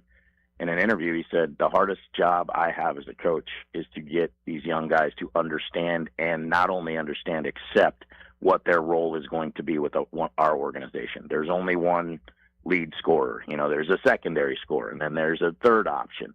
But there's only, you know, that's not everybody on the roster. And maybe that's who you were, but this is who we need you to be for our system to work at its finest. And some guys get it, and some guys don't. I mean, I've seen guys come through our doors that just they couldn't. That's not what they wanted to accept. I've seen other guys say, I'll take any role you have for me. I'll run through that brick wall for you. If you need me to just defend and rebound, I'll do it. Even though in college I scored 20 a game. Great. You know, college is over. We're not playing college basketball anymore. And so that's just the dividing line. And it's in all professional sports. And so, you know, I think that's going to be the biggest key too. Whose roles are what are, you know, how well do you adapt to a role that may be different from what you're used to? And that does take a little bit of time. So, you know, again, it's a hard word to tell fans, but that dreaded P word, patience, is going to be big. Eric Hasseltine, the longtime radio voice of the Grizzlies, joining us on the program. He's on the Sissy's Log Cabin guest line. So, Eric, you brought up a good point about Iserloh. His system is different. He comes from Europe. It's going to take a lot to adapt. It took a lot last year from players. And, you know, it's not an easy thing when you're not playing 38 minutes and you're a starter and you want to be out there all the time and you're quickly replaced and then brought back. And it's more of a different style of getting guys in and out. But you also have people after the draft taking to social media and saying, look, you got Boozer, you got Lopez, you got a healthy Edey, you're getting back to grit and grind. You're getting back to, even Zach Kleiman said it, that we want to make sure we get back to that physicality where teams are going to not want to come into FedEx Forum. They know what they're in for. Can you have Iserloh's system and still combine it with kind of a grit and grind 2.0? It's going to have to. It's going to have to work in that way because I think the league is getting more physical. If you look at what happened throughout the playoffs, the physical teams were the ones who were at the end. And, you know, we talk about teams like Oklahoma City and even San Antonio. And when you watch them in this playoff series, you see how physical they are. And I've said that about OKC the last 2 years. I'm like, they beat you up.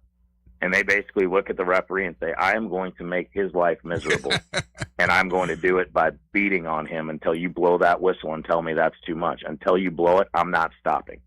And, you know, guys get flustered by that. And, you know, the philosophy behind that and those systems is we're going to keep doing it because you're not going to call every single touch, bump, you know, knock off a line, moving screen. They're not going to blow the whistle, you know, that many times.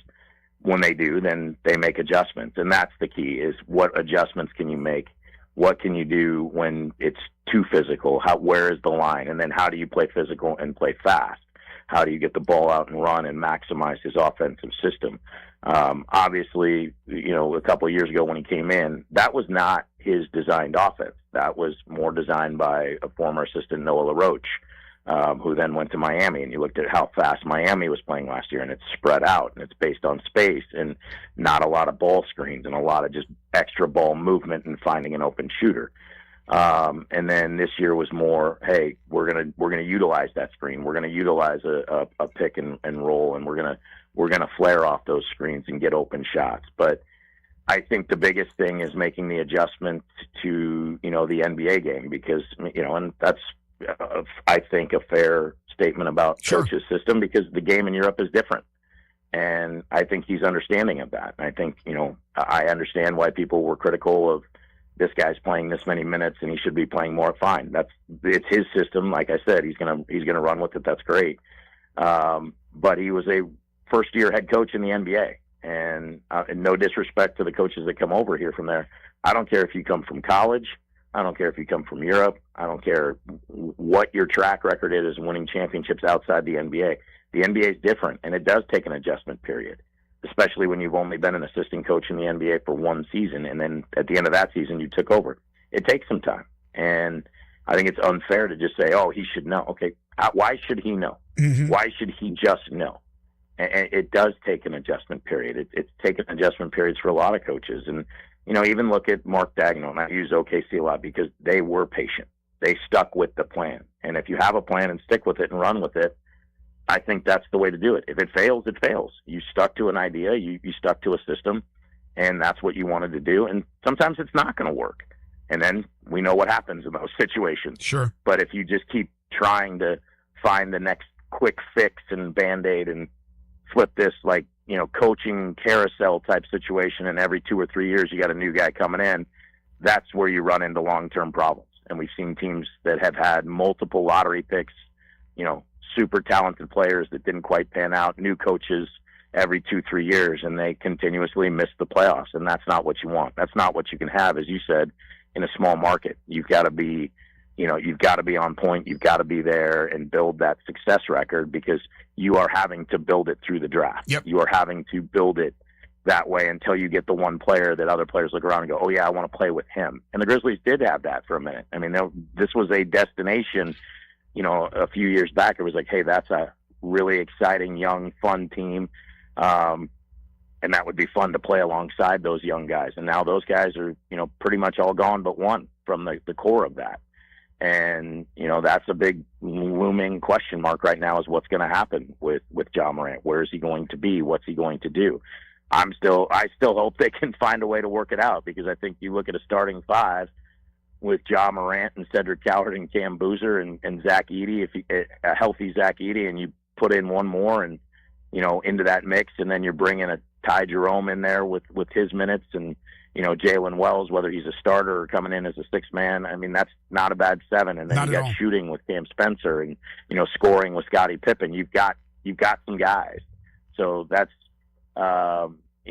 obviously one of the most, that's one of the most pressing questions right now everyone wants answered. And I don't know that that's, an easy answer either. So, look, I'm a big believer in, hey, let's just turn the page on last year and not dwell on it. Let's move forward into this year. And from here on out, all you can control are your own actions and the controllables. And, let's see what happens, and let this group go run and see what they can become.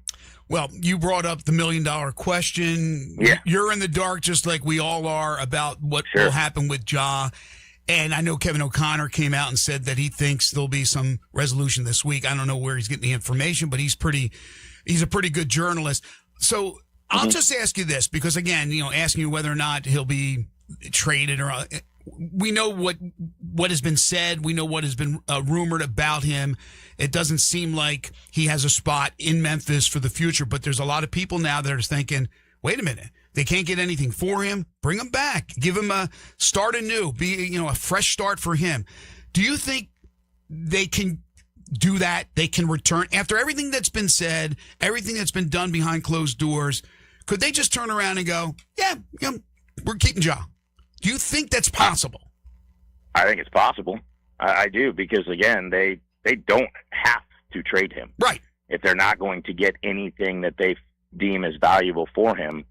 And at this point, I think it is a little bit, he's got to. They're trying to fleece him, right? They're trying to fleece the Grizzlies. Yeah, and he's got to look at it like, okay, no one's giving my current organization what my value is, and they're not willing to just, throw away an asset like that. But my value coming up on my contract extension is deteriorating because I'm not playing. I need to go out and play, and I need to be the star that I can be. Right. Because when he is on, he is one of the best players in the league. There's no two ways about it. He's electric. He's exciting. He brings fans to the seats. And, look, everybody can go through periods where, we get a little off track with what we're, what our thought process can be. I'm never one to say, nope, can't be fixed, never can be. There's very few situations like that, and I don't think this is one of those. I think this is one where if everybody can just say, hey, look, we made some mistakes. This is what we felt like. This is why we reacted this way. All right, can we wipe the slate clean? It's got to be on both sides. And it's got to be, I think for both sides without, judging anybody, a little slice of humble pie and saying, okay, we see your point. Okay, we see your point. Let's come together and fix this. Because the fact of the matter is, if he's healthy and playing, the Grizzlies are a better team with him on the floor when he's healthy and he's playing at the level Ja Morant can play at. That's just a fact. And if that's what everybody can realize and come together with, then sure, I think it's possible. Is it the most likely scenario? No, because people are human. They have feelings, and when you feel like you've been slighted or you feel like you've been, your back's been, someone's turned their back on you. Yeah, it takes a lot to say, okay, I got you. We're good. All is forgiven, and forgiveness is, as they say, divine. And so hopefully we can find that. But that's a real good point. At the end of the day, they're going to make the best decisions for the organization that they can. And as I'm a big believer in, I've yet to meet a general manager that looks at a supremely talented player and goes, nah, we're better without you. We'll be just fine.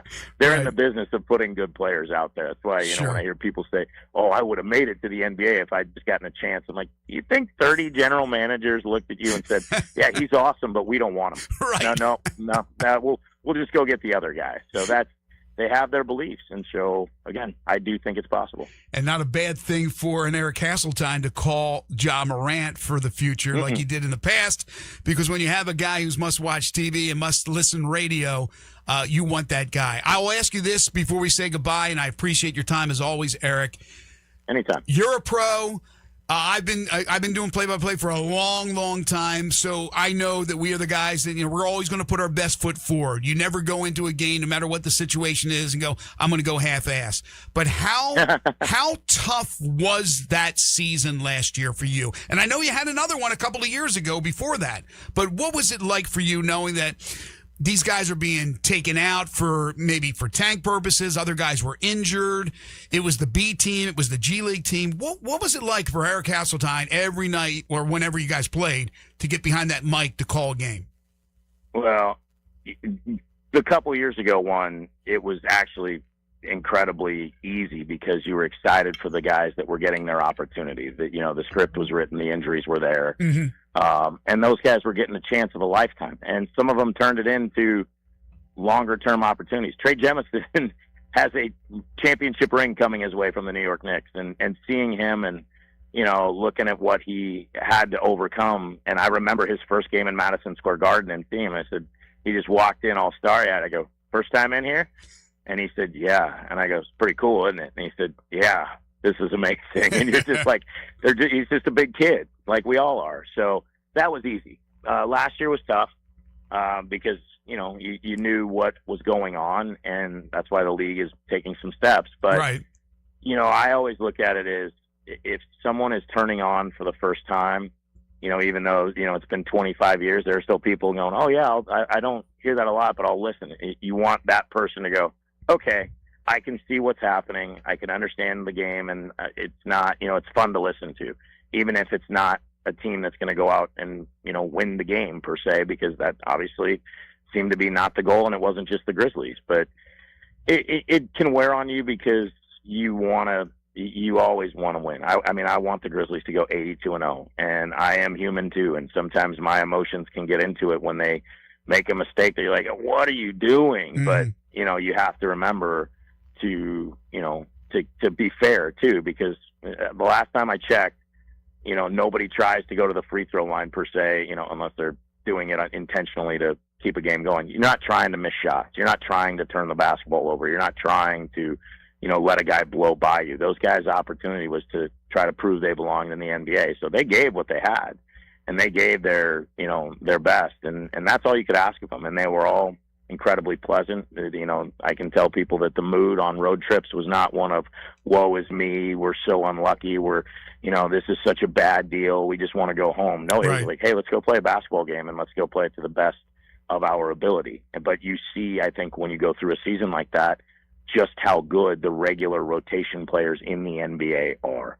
And there is a very fine line between an NBA player and a guy that's fighting to be an NBA player, a guy that's an NBA starter and a guy that's probably a secondary role player, a guy that's a secondary role player and a guy from the G League. There's just a line as you keep going down the line where you look at a guy and you're like, hey, really good college player, borderline NBA player, probably will make more money overseas. That's nothing against you, but go make your money. So it was tough, but it wasn't that hard. I love what I do. I'm blessed. You and I both know there's thousands of people that would take our seats calling a game if we just said, hey, you know what? I think I'm done. Right. It wouldn't be a minute before someone was in that seat, and I'm not giving it up just yet. So I hope I have the opportunity to call more exciting plays with 12 in there. I've told people in the past, I'm like, dude, you're going to get me fired because some of the things you do make me want to say a 4-letter word I'm not supposed to say. Like, what the blank did he just do? So thankfully, I haven't let that slip out just yet, but hopefully there's more opportunities. Well, keep it going, my friend. Always appreciate it. We'll talk to you soon. Appreciate you having me, Greg. Have a great summer. Talk to you soon, brother. Thanks. Eric Hasseltine, the radio voice of the Memphis Grizzlies. When we come back, got some sad news from the National Football League. It's not sad with Lawn Solutions because you got some problems with your grass. You got some bug infection. You got some bugs that are infecting your grass. You have some other issues. You have the weeds that are just making that an eyesore. Lawn Solutions can take care of that for you. Just call them at 901-867-5626 or go online to lawnsolutionsinc.net. They'll kill those weeds, get you that green plush lawn. Be the envy of your neighborhood. They control the germination of weeds all year long. They're taking care of your lawn even during the winter months when the grass is dormant.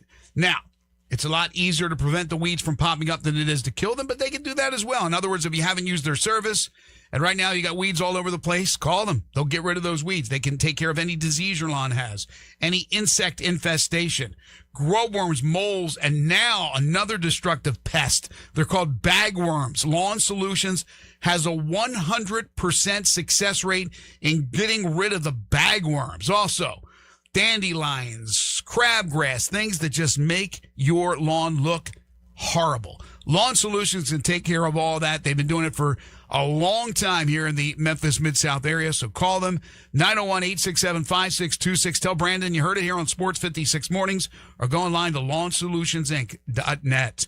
This is Sports 56 Mornings with Greg and Eli on Real Sports Talk. Sports 56, 98.5 FM.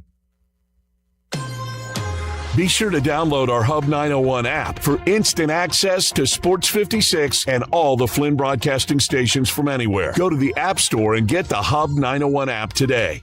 The wait is finally over. Get ready for the grand opening of the newly remodeled Landers Cadillac of Memphis. You can shop grand opening savings at Landers Cadillac of Memphis, and you'll find there's a special deal on all the remaining new 2024 Escalades. You can get $20,000 in total savings. And they're paying top dollar for trades at Landers Cadillac. See how much you can save with the Landers Easy Pass at CadillacofMemphis.com. And remember, if it doesn't say Landers, you paid too much. Hi, I'm Ryan Saharovich, a proud partner with NST Injury Attorneys. For over 35 years, we've been fighting for Memphis families after serious accidents when insurance companies are trying to pay as little as possible. If you've been injured, the call is free, and you don't pay unless we win. NST is the way to go. Call 683-7000. They've got the fight. NST is the way to go. Call 683-7000 or visit nstlaw.com. Sound familiar? At Mattress Firm, we understand there are many problems that can keep you up at night, like snoring, aches and pains, or sleeping hot. Our sleep experts have the unrivaled know-how to match you with a mattress that can help. And right now, save $500 on Tempur-Breeze mattresses, plus get a $300 instant gift. For the great sleep you deserve, visit Mattress Firm. We make sleep easy. Restrictions apply. See store or website for details. Hi, this is Troy Fiveash, owner of Fiveash Roof Services. I wanted to take a minute and discuss advertising with you. There are so many websites that list the best service provider in your area. Even the BBB has an accredited list. You know the one thing they all have in common? A company like mine has to pay to get on that list. So that begs the question, can those lists be trusted? You know what can be trusted? History. We've been around for almost 30 years providing customers with the best service and the best products that we possibly can. So if you need a roof, siding, or gutters, give us a call. We'll come talk to you and let you decide for yourself whether or not we know what we're talking about. Fiveash Roof Services. Best products, best warranties, and in many cases, the best price. We're fair, honest, and ethical. 367-0050 or memphisroofer.com. 367-0050 or memphisroofer.com. Fiveash Roofing, it's what we do. We're here for you. At Gossett Volkswagen on the Pike, it's the Volkswagen Driver Days event, and it's drivers wanted. If you're looking for sporty, we Gossett 2026 Jetta S. Just $249 a month, $249 a month for Jetta S. Luxury just got a new definition in 2026 Tiguan 2.0 TS. Now $269 a month. Brand new Tiguan S, $269 a month. And right now, Gossett Volkswagen on the Pike's got 2026 Atlas SE, only $329 a month. That's only $329 a month for a brand new Atlas SE. Ready for a new ride? We got you covered at Gossett Volkswagen on the Pike, 1875 Covington Pike, or shop online anytime at GossettVWMemphis.com. If you want it, we got it at Gossett Motor Cars. Atlas TC 564,681, MSRP 41,911, Jetta TMO 312,217, MSRP 25,791, Tiguan TMO 43,763, MSRP 32,881. Includes all rebates and incentives. Must be financed through Volkswagen Credit PF 895. Excludes tax title license with approved credit. See dealer for complete details. Offer in 6/30/26 dealer stock only. This traffic brought to you by Old Dominick Distillery. Come for the spirits, stay for the experience. Cheers to Memphis. Learn more at olddominick.com. Sports 56 traffic. Good morning, cranking it pretty good out here now, right on schedule up through Midtown as we check it out live. 240 north here at Lamar. TDOT's wrapping up a couple of accidents out here. Still some volume trying to get down I-40 westbound right now, coming past Germantown Parkway all the way down to Sycamore View Road, trying to get on that 240 flyover. Some of that traffic's already getting off there on the Sam Cooper coming inbound. Bridal season is here. Shop local this week at Weimer's Jewelry, located 7525 Highway 64. I'm Commander Chuck. You're on time traffic.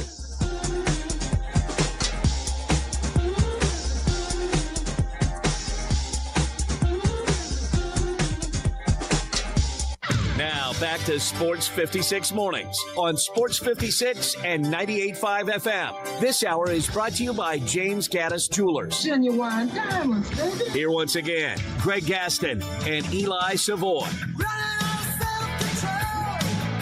Welcome back, everyone. 8:37 the time. It is over at the Travelers. If you missed it, Scotty Scheffler made a par putt late yesterday after the big delay because of weather to force the playoff with Victor Hovland.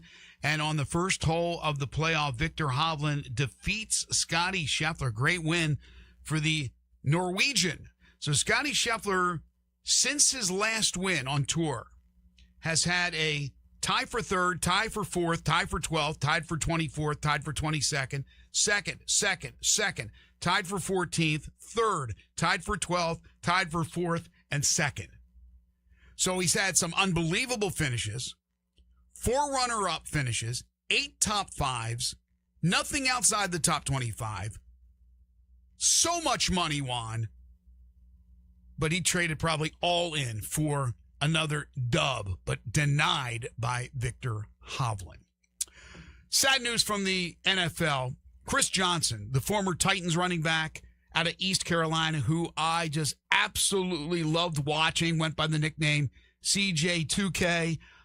Today, this morning, I guess just moments ago on Good Morning America, revealed that at age 39, he has been diagnosed with ALS. Yeah, I was just reading that, and it was heartbreaking as I was reading it. It was like, wow. There were a lot of rumors yesterday, but they were rumors, and until he said it, I wasn't going to say anything to start the show, but now it's out there. This is a response from the Titans and Amy Adams Strunk, the controlling owner of the team. Some people leave a mark on an organization that you just can't put into words. Chris Johnson is one of those people for us. His leadership on the field, in addition to his impact in the locker room and the Nashville community, have written him permanently into the story of this franchise. Learning this news is extremely difficult, and we will support Chris every step of the way throughout his journey. We are holding him and his family close and join our fans around the world in expressing our love for Chris. I mean, that is unbelievably sad. I did not know this. Now, I don't know what they have, some kind of ring of honor where they retire the numbers of players. His has not yet been retired? I don't think so. I'm not sure if they do numbers or they just put names in the ring in Nashville or whatever the case may be. I don't think he has been, though. Of course, they got the new stadium coming up, but Chris Johnson's name needs to be in there. Not because of this. His rookie season and that season he went for 2,000 was some of the most electrifying TV tour. I used to joke, like, he actually makes Titan games where you can stay awake. Oh, my gosh, yes. I mean, you remember, we had the great run for the Titans with Eddie George and the late, great Steve McNair. Right. And then where were they going? Well, they get this draft pick from East Carolina, a guy that played Memphis with the Pirates, and the acceleration that he had, that second burst. It's like the guy's right behind him, and then he's gone. He's out of there. It's just that ALS. I mean, we had the New Orleans Saints player, Steve Gleason, that went through that. Others, of course, whether they're famous or not. I mean, it's just so hard on the family. The originator, Lou Gehrig. Lou Gehrig, of course. Lou Gehrig disease. That's what they call it, ALS. But that's just terrible, terrible news. Okay, back to the NBA. Got a text on the Sissy's Log Cabin listener lines. You can text in or call in at 901-360-8255. Got a text from the 901. Said, I take a flyer on Jonathan Isaac, who was released by Orlando. I think somebody's going to. Somebody will, but I think the problem with the Grizzlies is they have too many players under contract. This is true. I don't know where there would be room. There is no. That's the issue with Isaac. But yes, somebody's going to give him a shot. We got so many dudes. We need a party bus, man, to really just transport these dudes and all around. the seats on the party bus are filled. I think everybody deserves a second chance, whether it's somebody who got into trouble or whether it's a player that struggled initially. I think he deserves it. Now, teams are not obligated to give that player the second chance, but I think they deserve the second chance. Hopefully they get the second chance, and then we'll see what Isaac can do. But he was obviously highly sought after where he was drafted and just never worked out in Orlando. It's unfortunate. So Shams is reporting that James Harden is declining his $42.3 million player option as he and the Cavaliers work toward a new multi-year deal. That will happen. I don't think there will be an impasse. I don't think that will be a problem getting the Beard re-signed. But think about that. Would you love to be in a situation in life where a company tells you, hey, we're going to pay you $42.3 million. And you go, that's okay. I'm going to decline that. Right. Well, that's because he's still spending that $300 million Adidas money that he's been rolling on for so long. I know. It's crazy money that I can't even comprehend. But still, I know why he's doing it. He's going to get more money. Yeah. He's going to get a multi-year deal with Cleveland. Structured the way he wants it. Yeah, Cleveland made the trade with the Clippers because they want him moving forward. Whether or not it's the right thing with him and Spider-Man, I don't know. Especially now in that all of a sudden ultra competitive East. When I say ultra competitive, is there's a lot more teams in the mix than there were just 4 or 5 years ago. And they still, of course, the sour taste of how they went out is going to be that sour taste. But in all reality, they had a good playoff run. with James Harden. They had a really solid run. So, well, they ran into the problem of their bigs, and we know that Jared Allen is a physical guy, and they have Mobley as well. But weren't they? I'm trying to remember. Weren't they pushed around a little bit? I think they were pushed around really as a team because they were coming off 2 7-game series too. So they were spent. Yeah. Especially after they dropped the 22-point lead in game 1. Then now you have the mental taxation to go along with the physicality that they had been through the previous 14 games. Yeah, so that's true. Just caught up. All right. We'll take a break. When we come back, more on the NBA. We'll talk some World Cup soccer as well. We got lots more to get into. Love to hear from you on the Sissy's Log Cabin listener lines, 901-360-8255. Again, it could be another big week in the NBA with a lot of news, swirling trade rumors involving Ja, Jaylen Brown, Kawhi Leonard.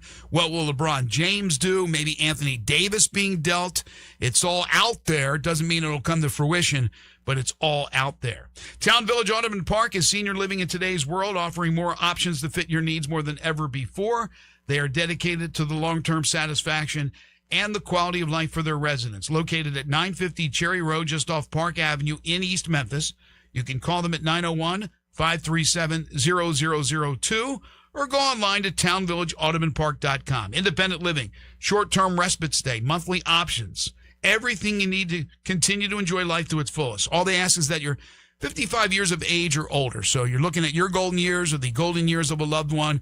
Make sure you take into consideration Town Village Audubon Park. They have everything. Basic services include a monthly rental with no buy-in. Monthly rental, that's great. Apartments include full kitchen, washer, and dryer. That excludes the efficiency apartments.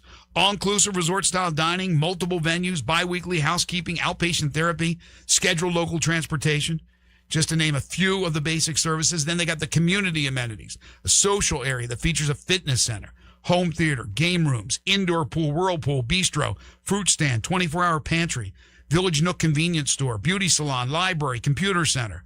Wow. 5 landscape courtyards, resident gardening areas, recreational, religious, social, and wellness activities, dog park, and gated parking. Boy, they have it all for you at Town Village Audubon Park, 950 Cherry Road, just off Park Avenue. Again, that number to call, 901-537-0002. Set up a tour. You have any questions, they'll answer them for you. Or go online. Maybe you'll find the answers online at townvillageaudubonpark.com. This is Sports 56 Mornings with Greg and Eli on Real Sports Talk, Sports 56 and 98.5 FM. Not only can you listen to your favorite shows on Sports 56, you can also watch video of the shows live on Twitter and YouTube. Watch and listen every day at Sports 56 WHBQ. Listen up, Rebel fans. Your next winning drive starts at Landers Ford in Collierville. Their game plan is simple. Find you the most savings possible. Make a trade, lower your payments, or let them buy your vehicle even if you don't buy from them. That's how you keep moving the chains. Just like the Grove on game day. Fans all across the Mid-South keep coming back to the #1 Ford dealership in Greater Memphis. See them today in Collierville or online at LandersFordMemphis.com. When you own a Landers Ford, you get the support of a certified service tech with the Landers Ford Remote Service Experience Program. They pick it up, drop it off, or fix it on the spot, so you're never left watching from the sidelines. To finish the drive, the iconic Landers Easy Pass always brings more for your trade and the biggest discounts to put you in victory formation. And now, straight from the 1977 Ole Miss football team that took down #1 ranked Notre Dame, the final snap of the day from Landers Ford President Don Kitchens. If it doesn't say Landers, you paid too much. As reported on Ford's 2024 total new vehicle retail sales report in Memphis market.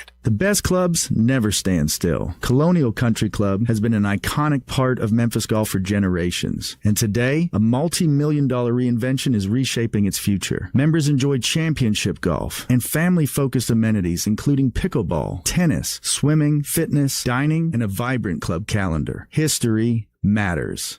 So does what comes next. Membership opportunities are now available. Visit thenewcolonial.com to learn how you can be a part of Colonial's next chapter.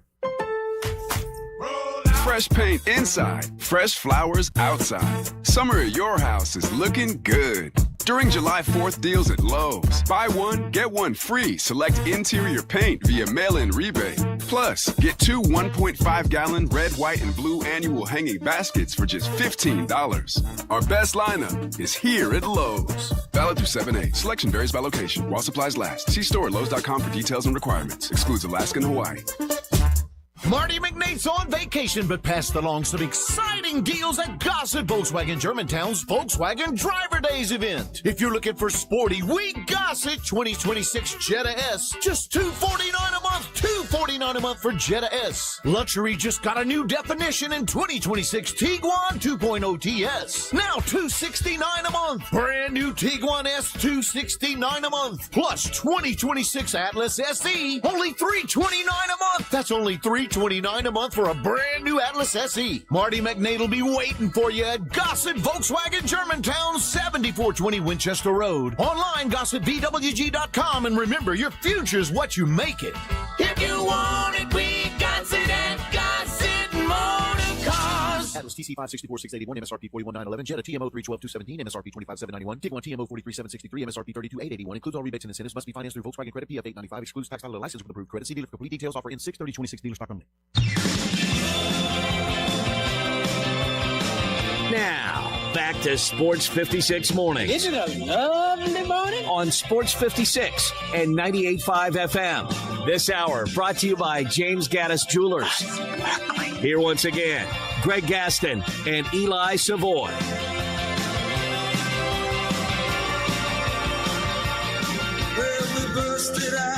Welcome back, everybody. 8:50 the time. The texter who said they'd like to take a flyer on Isaac, and I said, well, it's certainly a roster crunch. They said, well, what about Taj Gibson? You replace Taj Gibson. Here's the thing. Gibson, who I believe won't be on the team, making just under $1 million, and I don't even know if that's guaranteed, but let's say it is. You're going to eat that, and then you're going to pay Isaac, so you're going to double the price for a third-string big man? I don't think they would do that, and I think it's even more of a crunch even if you get rid of Gibson. I'm like assuming Gibson's off the team. The problem might be Hendricks, right? And you're not going to eat that contract. Hendricks is going to be the backup. You'll have, obviously, Edie and Cam Boozer starting. Hendricks kind of takes over the... Well, no, I'm missing, and then you got Isaiah Stewart. You got Edie, and you have Cam Boozer. You have Isaiah Stewart as the backup center. You got Hendricks as the next guy. So there's really no room for Isaac. I do understand what the texter's saying, because I would take, if I had room, I would take a flyer on Isaac. Low risk. And I think low risk. Yeah. And I think somebody certainly will. Okay, soccer fans out there, the World Cup has moved into the knockout stage. Yesterday was the first game of the knockout stage. Good thing Eli's not here today, because Canada won. He would not be happy. I thought it was criminal that it was only one game yesterday. It was weird. I'm looking around, just the one game. And I was watching it. It was 0-0 the whole time. And then they scored in the 93rd minute. I wasn't watching when they scored, so in the extra time. But they win, and that's it. It's over. And they move on to the Sweet 16, if you will. Somebody texted and said, how to get Americans to watch soccer? Get rid of the stupid offsides rule. How many times, now you've only been with us for a short time, but over the years, how many times, and I played the damn sport, how many times have I said, get rid of the offsides rule? Who cares? Let people cherry. If players want to cherry pick, you have defenders back there. It opens up the game. It's wide the hell open. Yeah. Okay, because we had that controversy over the weekend in the one game. Get rid of flopping. Dudes acting like they got shot anytime they are touched. Okay. Well, we got replay now, and we know that if they see an obvious flop, they'll give that guy the yellow card. So they have done some things to adjust it. Now, everybody's not going to have replay. You're not going to have it in high school. You're not going to have it. I don't know. Maybe you'll have it in certain college games. Right. Maybe not every college game, because a lot of them are now televised on ESPN Plus. But, yeah, get rid of it. Guys are going to still flop. I was watching, not the Canadian game. This is the game on Saturday I was watching. And I think Portugal might have been playing. They were flopping every second. Every second they were flopping. Portugal and Colombia. I saw some that was the one, I right? saw some flopping in that they one. They were flip-flopping so much. And then the other one, get rid of ties. Again, that's Eli's pet peeve. I don't mind ties in the group stage. It's just, you accumulate points. You get a point for a tie. But now there's no ties. There can't be any ties. You're going to eventually get a winner. So you're going to have all winners in the knockout stage. But I understand what the texter is saying to a certain degree. Now, over the weekend, I mentioned, Canada on Sunday, just the one game in now the round of 32. Saturday were the final games in group play. And Messi did not start for Argentina, came off the bench. They're resting him, getting ready for the knockout. And he still scored a goal. He has now scored at least one goal in 7 straight World Cup matches. That's a bad dude, man. Isn't he? Not the biggest guy, not the fastest guy. He was blazing when he was young, though. I had to ask my guys. I was like, who is the A1 chief of the soccer world in general? They all to a man. Oh, it's Messi. Even if I don't like him, it's Messi. It's got to be Messi. I know there's this young Spaniard, I forget his name, that they love, and they think he may be the best player in the world. Some people say Mbappe from France. They're my pick. I love France. Right. Ronaldo's at the end. He's kind of at the end of his run. Harry Kane's kind of at the end of his run in England. There's other players, of course, that I don't even know about. But yeah, I think it's safe to go with Messi. So today, 3 games, knockout stage. This will be fun. 12, 3:30, and 8. The first game, and I'm going in chronological order.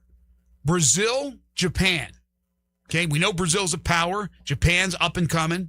Where's that game being played? I don't see that, Jay Ham. Because whoever the cleaning crew is, they're ecstatic because the Japanese got their back. It'll be spotless. Right.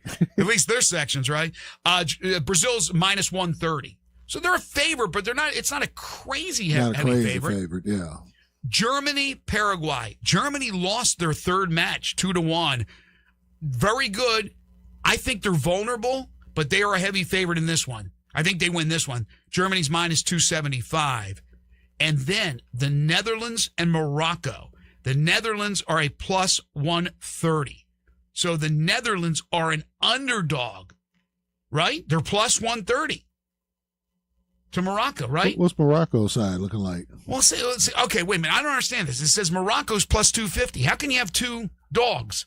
The 130 would be the favorite, I think, in that one. But you're making money either way? Either way. You're right. This is why. Don't the books take a bath on that one? Unless I see a clear money line that's worth betting on, I have stayed away from the soccer bet. This has to be a mistake. Netherlands they have to be a minus 130. I'm telling you, I'm looking at it right now. My eyes aren't the best. I got my glasses on. I'm staring at it. People that are watching me now, look, I'm staring at it. I'll even throw that over here to the camera. Where's the camera? That's plus. If you had a plus 130 and the other side was a plus 250, you bet both. You're going to win either way, right? It sounds like that's what you would do.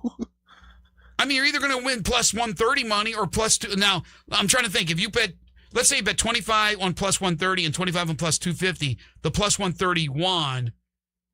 Do you still come out positive with the 25 you lose from the plus 250? I mean, I'm not Joe Gambler here, but it just, I don't think I've ever seen one where there's 2 positives. That has to be a mistake. But these are going to be 3 good matches today. And tomorrow, Kerry Talley's going to join us, the former MLS player, North Carolina star. He's the guy who put together the new Memphis FC team. He's going out tomorrow after he's on with us. He's going out to Santa Clara to watch the United States on Wednesday, play Bosnia-Herzegovina. So I asked him yesterday, I said, who are you picking? We both were like, of course we want the United States to win, but who do you think will win? His analytical pick. His analytical pick was the Netherlands. Oh. Where I was just... to win it all? To win it all. Okay. I was just in the Netherlands a month ago. The Netherlands to win it all? I was a little surprised. I took France. I took a flyer on France. Of course, they're one of the picks. But, man, oh, man, I think it's going to be fun right here. So okay. I understand the texter. Again, I have issues. But I think from here on out, it's going to be really exciting. And it was pretty good beforehand. I'm on FanDuel right now, and it has the Netherlands at minus 162. So that's a mistake. Yeah, there's no way to get 2+. You take a bath, I think, if you're a book. Right. Or, if you're...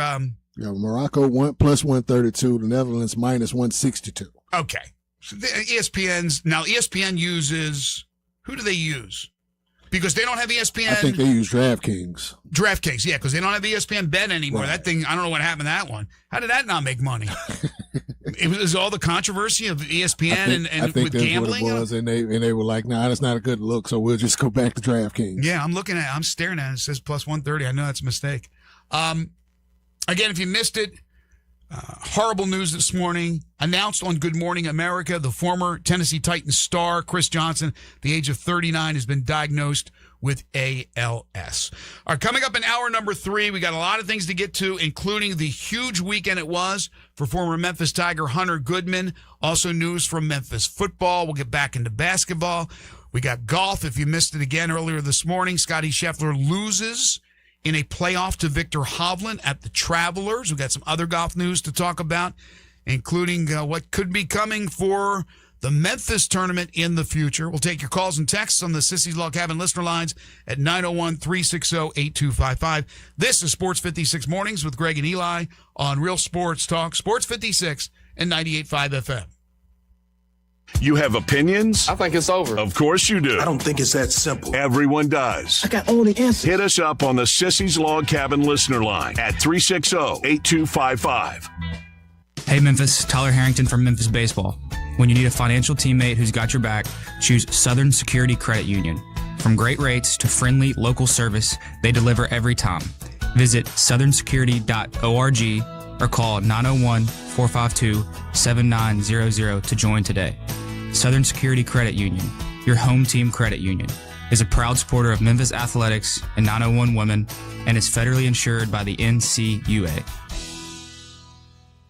Need a new ride? We got it covered during the summer sticker sales event at Gossett Kia on the Pike. 2026 Kia K4 LXS now $229 a month. 24-month lease, $34.99 due at signing. 2026 Kia Sorento LX, we got it at $297 a month. And 2027 Kia Telluride S, only $449 a month. Both 24-month lease, $39.99 due at signing. Plus, you'll find the all-new 2026 EV9, $12,000 off MSRP or 0% for 60 months available, and every Gossett Kia comes with Kia's 10-year, 100,000-mile powertrain limited warranty. Come see Bobby J and get your new Kia today at Gossett Kia. 1900 Covington Pike, online, KiaCovingtonPike.com. If you want it, we got it at Gossett Motor Cars. T4TE 349,980, MSRP 24,825, Sorrento TG 453,494, MSRP 34,280, Telluride VG 005,288, MSRP 44,510, includes all rebates and incentives, PF 895, must finance through KFA, excludes tax filing license with approved credit dealer stock only. See dealer for complete details, offer valid through 6/30/26.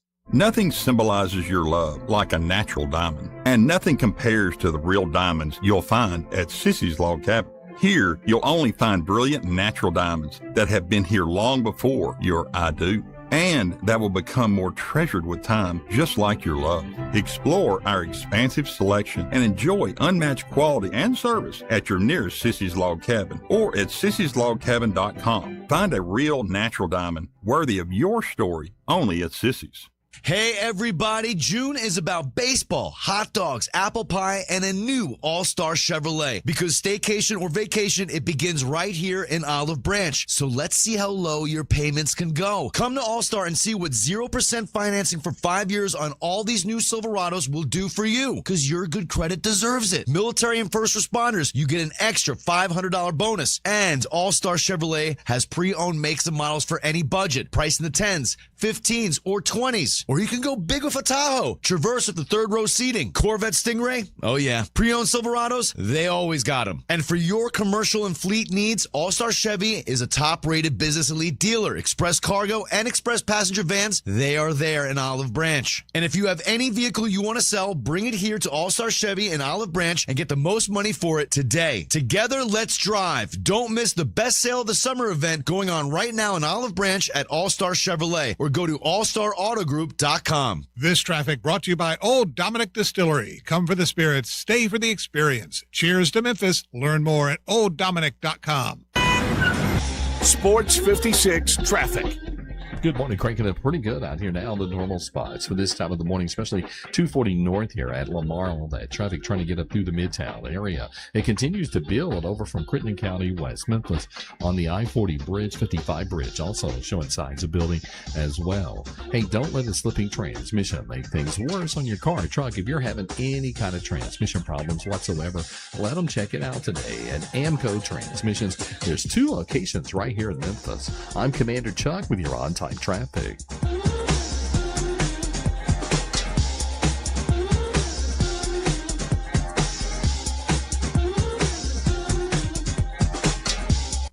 We are Sports 56, WHBQ Memphis, and W253DF Memphis with Dave Woloshin, weekday mornings from 10 to 11. Now back to Sports 56 mornings. Morning. On Sports 56 and 98.5 FM. Here once again, Greg Gaston and Eli Savoy. Welcome back, everyone. 9:04 the time. Hour number 3 here on Sports 56 mornings. Greg Gaston, Jay Ham, Eli off the next couple of days. He'll be back on Wednesday. It is the Monday, June 29th, 2026 edition of the program. We're live and local, broadcasting from the Family Leisure Studios, where they're getting you set for summer at 2120 Whitten Road, just north of I-40. If you haven't been there, man, it's really cool just to walk around and see what they have to offer. Go say hi to Lindsay, Billy, and the gang at Family Leisure. Right now, 83 at 9:04. 99 is the heat index. Ouch. The temperature is going to rise to 95. The heat index will be 264. Tomorrow, 97 for a high, 98 Wednesday, but a lot of sun and really not a high chance of rain until maybe a passing rainstorm on Wednesday or Thursday, but even that right now is minimal, always subject to change. We'll take your calls and texts on the Sissy's Log Cabin listener lines here in hour number 3. We got a lot more NBA to talk about and some other things that we haven't been able to dive into just yet. From the NBA, we talked a lot earlier about the Ja situation, the Summer League schedule for the Grizzlies, which begins this Saturday in Salt Lake City. There'll be one of 4 teams in the Salt to play for 3 games. July 4th, 6th, and the 7th, and then move on to Vegas, where everybody will be playing. We had Eric Hasseltine on, the radio voice of the Grizzlies, to give us his thoughts on the draft and the future of Ja. So, Jay Ham, I'm looking at this site. I don't follow this site, but maybe I should. It's Underdog NBA. They have 750,000 followers. Wow. On what, Twitter? On Twitter. Okay. So I'm going to hit the follow button because it looks like this is legit, 750,000 followers. They got some headlines. Thunder are expected to pick up Lou Dort's option. There have been trade talks, though, with him. Go sign him and send him out. Blazers have shown interest in moving Jeremy Grant. Okay. Aaron Gordon continues to come up in trade talks. Yeah. And we've talked about the rumors with Jaylen Brown, with Kawhi Leonard, with Ja, of course, and with the latest with the Warriors, and maybe they're after Anthony Davis and try to lure LeBron James for maybe a final year to team up with Steph and Davis and Golden State. I don't know, a lot of stuff out there. But this Underdog NBA says that the Grizzlies' price on Ja Morant has dropped significantly. We don't know what the price was. Right. I mean, at first, when they first looked at the situation and decided we're going to have to move on from Ja, even though it's not 100% that it will happen. But when they first contemplated this, which I don't know when it was, nobody probably knows, I wonder what they thought they could get. And then it dropped. And now apparently it is dropped again. I don't know how low can you go? As Hasseltine said, I mean, you're not giving him away for nothing. You're not cutting the guy from the team and eating $80 million over 2 years. That's when the calls from the basketball heavens come down and say, roll the ball out and play. Right, exactly. Maybe Taylor Jenkins will be a nice guy to the organization that fired him and said, look, we'll take Ja, and, we'll give you something that's okay. Right. We'll give you a Milwaukee bratwurst. I have no idea. This is just, it's sort of sad. I know the guy's got millions and millions. Life's okay. I get it. I understand. I sometimes have a bleeding heart for dudes that are well off, but I'm like, he's got to be looking at this going, what the hell happened to me? I think that man is ready to hoop. He's ready to hoop. I think he's ready. You talk about a chip? That chip, how much will that chip weigh on his shoulder? I want that chip in Memphis. Why wouldn't I want that chip on this Grizzly roster? See, I'm just saying. You know what? I see what you're saying. I'm not against. And I'm not against what you're saying. And people sometimes get on my case, like they say, No. I never said I wanted Ja out. I'm just reporting what has been said internally. I defend you and Eli a lot on that. I'm like, these are not the takes of these guys. Right. It's not their take.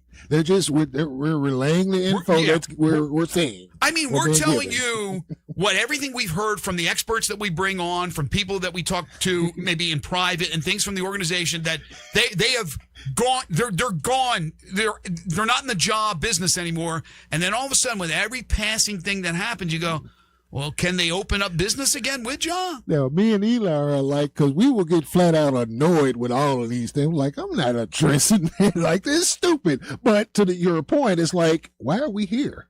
You know, that's what I get when you ask that question, like, why are we here? How did we get here? You know?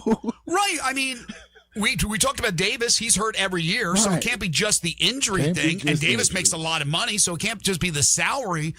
So it has to be probably the indiscretions, which to me, again, I don't know the guy, are in the rearview mirror. That was 3 summers ago. He's beloved by his teammates. Yeah. They love him. So really the question is this. The question is two things. Because, and I know we had the person talking about he can't shoot the ball and all that. He can still score. He's still electric. He still puts fannies in the seats. We had our guy Isaac Simpson on, who loves to talk all things Memphis Spirituals last week. And he said that he talked to Ja.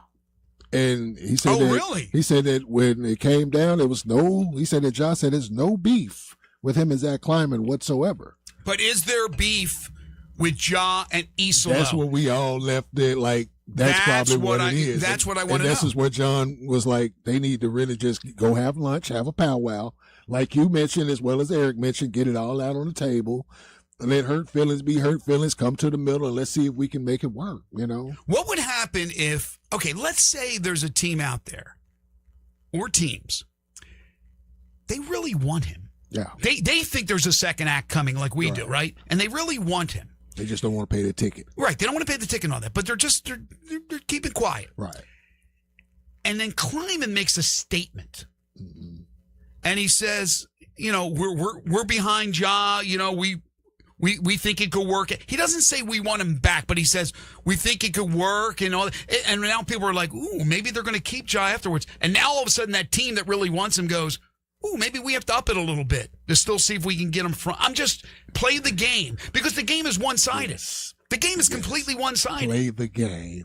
Exactly. It's all it's supply and demand, right? Very much. And right now the demand is nothing and the supply is there, but nobody. But if you do some things, say some things, I don't know. I'm just thinking out loud here, because it's amazing to have somebody, like I said in hour one, fall from grace this bad, when, again, I still think at 26 may not be the rim bender we saw at the beginning of his career, but certainly still an electric, must-see guy, as long as he can stay on the damn court. And maybe now, with the changes they made with Mike Curtis coming back, guys will actually be able to stay on the court. And even in the brief time that we saw him on the court last year, the play around him was elevated when he was on the floor. The play around him elevates when he's there. He had a good run for those games that he played when Edey was there for a little bit. Then Edey went out. Right. His shooting wasn't the best, but he did a lot of things. He was a good facilitator.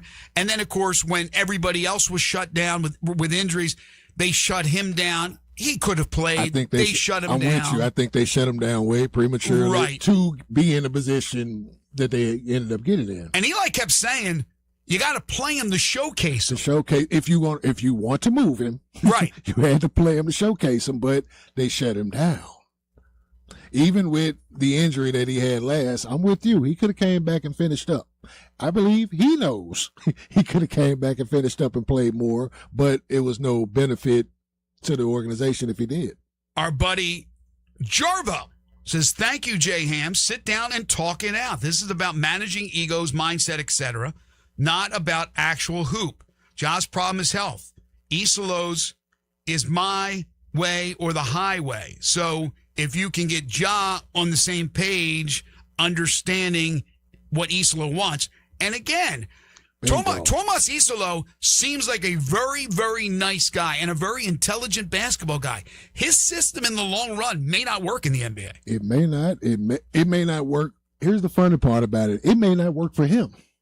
It may work for somebody else down the road because the league will evolve in terms of style and copycat league and things of that nature. But yes, we haven't had a real opportunity to see what his system really is. And that's the point. It is his system. Yeah. He was brought in to run his system. So Ja or any other player can't turn around and go, I don't like what you're doing, and cause friction if that's really what happened. Right. You can't do that. I mean, you can do it, but it's not going to turn out the best for the team or for you. And so now can he turn around and go, all right, he's not going to play me 30. I'm not going to get the Jokic minutes that Denver gives Jokic or any other star player normally gets around the league. I'm going to play my 28 to 31, 32. Maybe it'll go up a little bit, and that'll be it. I'll take it. I love it. I'm going to help out these young guys. I'm going to continue to be the face with Boozer. You know, I know the young guys coming in. I'm going to say all the right things. I'm going to be out in the community. I mean, if Ja really is going to do all that stuff, I'm not saying he will. I'm just saying if so, then it's really just, we're already on the hook for 40. We might as well keep him and see if he can stay healthy. Yeah.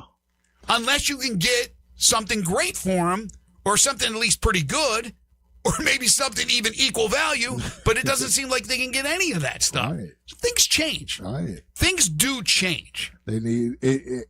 I subscribe to the basketball gods, as I will continue to say, and this whole thing felt like it was not supposed to happen the way that it's kind of being pushed to happen.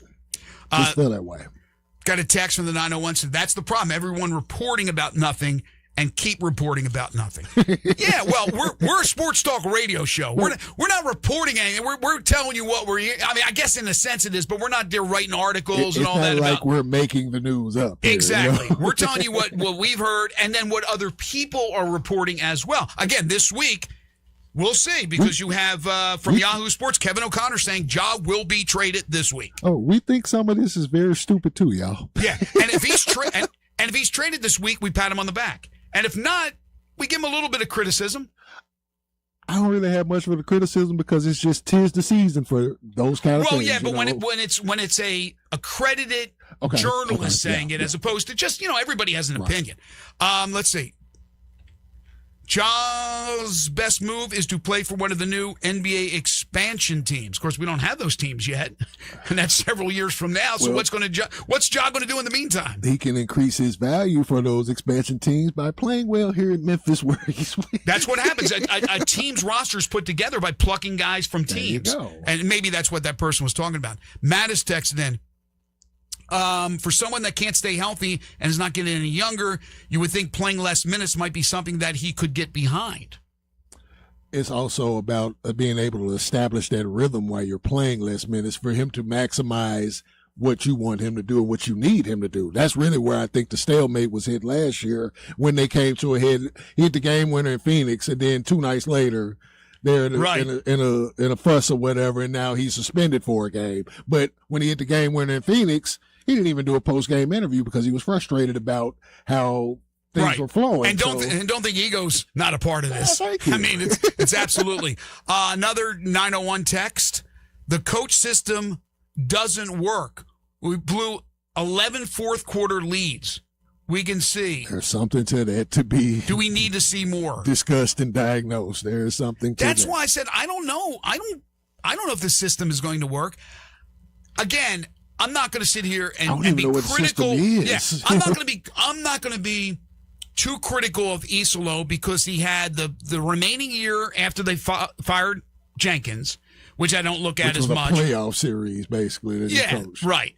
Then you had this past year, which was a disaster. Yeah.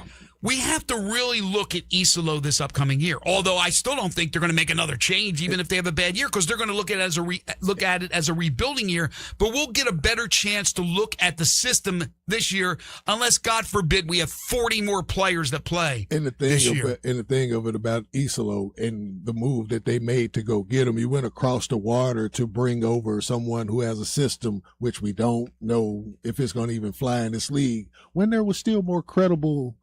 Well, very credible coaching candidates right here on American soil that you could have, that really, because I look at, like, who would have been a better coach for Ja to get him to flipping everything around than Sam Cassell? Yeah, I think there's something to say about that. I also think there's something to say about maybe sometimes looking out of the box, looking for something different, taking a chance. But you're also right. A guy like a Cassell, a guy who played the game that Ja would obviously have the respect for. I look at what he did for Shea. Or a disciplinarian, like I'm not saying Lionel coming back, but a Lionel type. That's not good. Or would he have a problem with that? Would he not like the discipline? I think he can rock with that discipline though, because it's old school discipline. From Mark, Memphis keeping number 12 is like living with your divorced wife. Okay, but what are you gonna get that's better? For it, that's going to make your situation better. I can understand getting rid of the divorced wife, and that's that. Things that are going to prove there. Even with the divorced wife, there's going to be some good nights. You know what I mean? That's true. You know? I get that. He knows how she plays. She knows how he plays. Dwayne says, does anybody know what is the asking price for Brown from Boston? That dude's making like $60 million, yo. He's one of those Supermax guys. You'd have to go. So he's $60 million. So you'd have to go Ja and then 20 more of players. Yeah. Let me confirm. I don't think Brad Stevens is interested in Ja. But again, I don't know. Brad continues to say, Jaylen Brown is a part of our. He's a part of our team. He's a big part of our team. He's a major part of our team. Yet you keep hearing these rumors, and usually where there's smoke, there's fire. I just think Jaylen Brown has been treated poorly. $57 million this coming season, $61 the following, and $64 the following after that. Yikes! But he's a superstar. Yeah, he accounts for that 35% of the cap, at the Supermax that comes with it. Yeah, I just don't know what made. We talked about this earlier with Tatum and him. They seem like they get along very, very well. But for some reason, somebody made Tatum the angel and Brown the devil. Yeah. It's just. They played them against each other. And also, it reminds me of all those years in the previous Celtics regime when Ray Allen stayed on the trading block all the time with Danny Ainge. It was so many times where Ray Allen was supposed to be traded here. I mean, before they won the title or after they won the title? After they won the title. Okay. 901. Tell Mark sometimes keeping that divorced wife is cheaper. Laughed out loud. Laughed out loud. That's a brother that grew up listening to the blues. I will laugh out loud. That was a good one. One other NBA note. Of course, we have some other players. Today's the day for teams to decide or players to decide on whether they're going to opt out of their team option. Or their player option, rather. That's what James Harden move was. That's what James Harden move, and Draymond Green's got to make that decision. Yeah. His number is $27.6 million. Does he opt out? Nah, I don't think he does. But let's say he does. What? You can't give him more than that. No, he can't. But I'm also thinking that if he does opt out, it'll be to bring in his homies like LeBron, because they're talking about the possibility of also moving Jimmy Butler to make clearance for some of that space. So. And they just paid Jimmy. Hey, Jimmy's on the soccer now. Yeah, I saw him up there. He looked Columbia? very comfortable. Was it Columbia? Yeah, he looked very comfortable. Shams reporting that 9-year NBA veteran Malik Beasley has been indicted on federal charges for gambling related to a sports betting scheme, such as point shaving and prop bets. He just can't stay away. The government is coordinating a voluntary surrender of Beasley this week. Voluntary surrender. Yeah. We got you surrounded, Malik. Come on, just turn yourself in. Don't lay down that bet. My gosh. Leave him alone at -110, Malik. Dine in or carry out. Corky's is a great place for lunch or for dinner. Did you go this past weekend to Corky's? Did you stop by? Did you have Corky's deliver? They can deliver to your home or office if you're in the metropolitan Memphis area for just $3.99. So when you're thinking lunch or dinner today, at work or at home, think Corky's. 4 locations: Poplar Avenue in Memphis, Poplar Avenue in Collierville, Germantown Parkway in Cordova, Goodman Road in Olive Branch. When you head over for lunch, you grab yourself your entree, add a third of a rack of ribs for just $7.99. And, of course, catering. Nobody does it better. Corky's has been catering as long as they've been around, for 40 years. You have an event coming up, no matter how large that event is, they can do it for you. Start you out as low as $7.99 per person for Corky's Catering. Corky's Ribs and Barbecue, open for lunch and dinner 7 days a week. This is Sports 56 Mornings with Greg and Eli on Real Sports Talk, Sports 56 and 98.5 FM. Join the voice of the Tigers, Dave Woloshin, for Wolo and Friends. Weekday mornings from 10 to 11 here on Sports 56 and 98.5 FM. Rockin' Ronnie stepped out, but left me with some amazing deals at Gossett Hyundai South Mount Moriah. How about 2026 Hyundai Elantra SE? We Gossett $198.48 a month. Yeah, $198.48 a month for Hyundai Elantra SE. How about 2026 Hyundai Tucson SE? $269.59 a month. That's right, $269.59 a month for Hyundai Tucson SE. Plus 2026 Hyundai Palisade SEL, $331.82 a month. $331.82 a month for Hyundai Palisade SEL.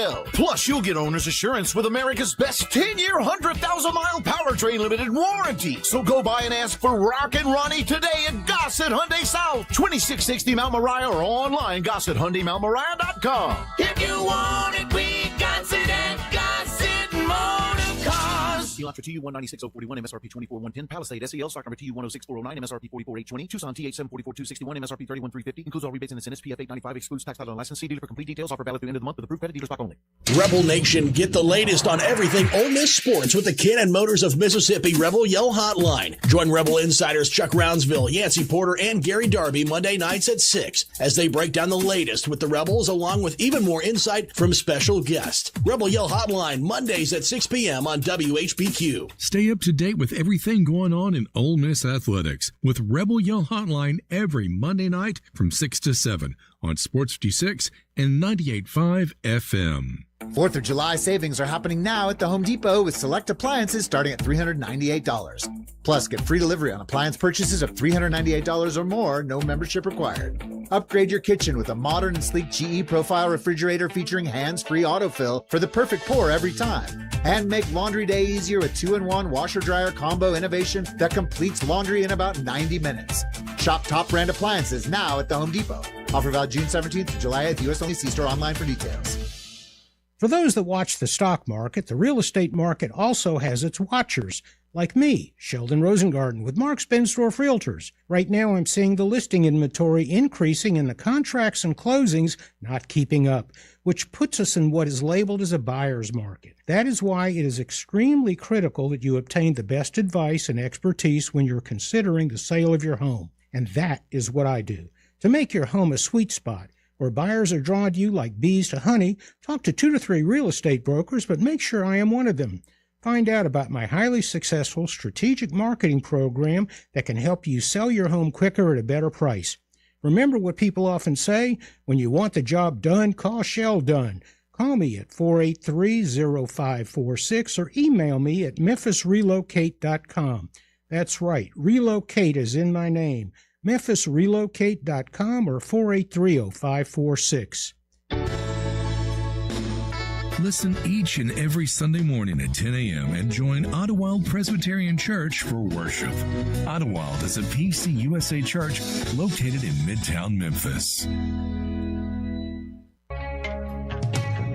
Now back to Sports 56 Mornings. Good morning! On Sports 56 and 98.5 FM. Here once again, Greg Gaston and Eli Savoy. All right, we have the answer to the Draymond Green decision. He is declining the $27.7 million player option. Bobby Marks says Golden State was $20 million below the first apron prior to Green declining. The move will likely open up the full $15 million non-tax mid-level exception to use and still have enough flexibility to build the bench. So I don't get it. So what does that all mean as far as what are they going to give Draymond to re-sign him? I don't know, but they're going to be old as hell in San Francisco. One last stand. That should be their slogan, right? Print the T-shirts. Especially if they're able to make a trade for Anthony Davis. And then LeBron James isn't playing for the mid-level. I mean, I just do not see him going anywhere but staying in Los Angeles for one final hurrah. Right. I can't see the mid-level thing. But I don't know. Maybe they'll figure these things out. Mark, who was said, somebody said, tell Mark sometime keeping that divorced wife is cheaper. And then Mark comes back, so it's cheaper to keep her. That's a blues song. Hey, Mark, listen to the blues too. So it's cheaper to keep her. There's got to be a song, a country song. No, there's a blues song. It's called Cheaper to Keep Her. So it is a real song. Yeah. Cheaper to keep her. Oh, my gosh. That's great. All right. From the 314, fire coach, keep Ja. Coach does not put butts in the seats. That's from Kid Chris. Dwayne says Draymond in San Antonio. I can't imagine Golden State gives. I mean, they want to keep him, but what do you? What they just drafted. But if you're opting, you're Green. You're opting out of 27-7. You don't want to renegotiate. Now I don't know how many more years he expects to pay. How much they're going to pay him, but. How much more can you give him than 20 points? He's not opting out to get less or the same. So how much more can Draymond Green get? It may be a sign and trade type thing there too, but then he's getting a little long in the tooth at this point because that'll be going into year 15 for him. They say the 901. We're going back and forth between Mark, 901. Come on, Greg. Johnny Taylor, a Memphis legend. Did you know that? Johnny Taylor? Hey, Greg, I grew up in Memphis. I grew up on the blues. It's kind of forced upon us. I love our music, and we have a billion artists that came out of Memphis or came here to cut songs here in Memphis. When your parents... But I don't know everything. When your parents have you on Saturday listening to WDIA all Blue Saturday, you learn these songs. Johnny Taylor. John says, I agree with fire coach, keep Ja, but I know it's too late. I want to see what the system really is, just as a basketball mind. I really want to attack and see exactly what he's trying to do, because there's a couple comments that stood out.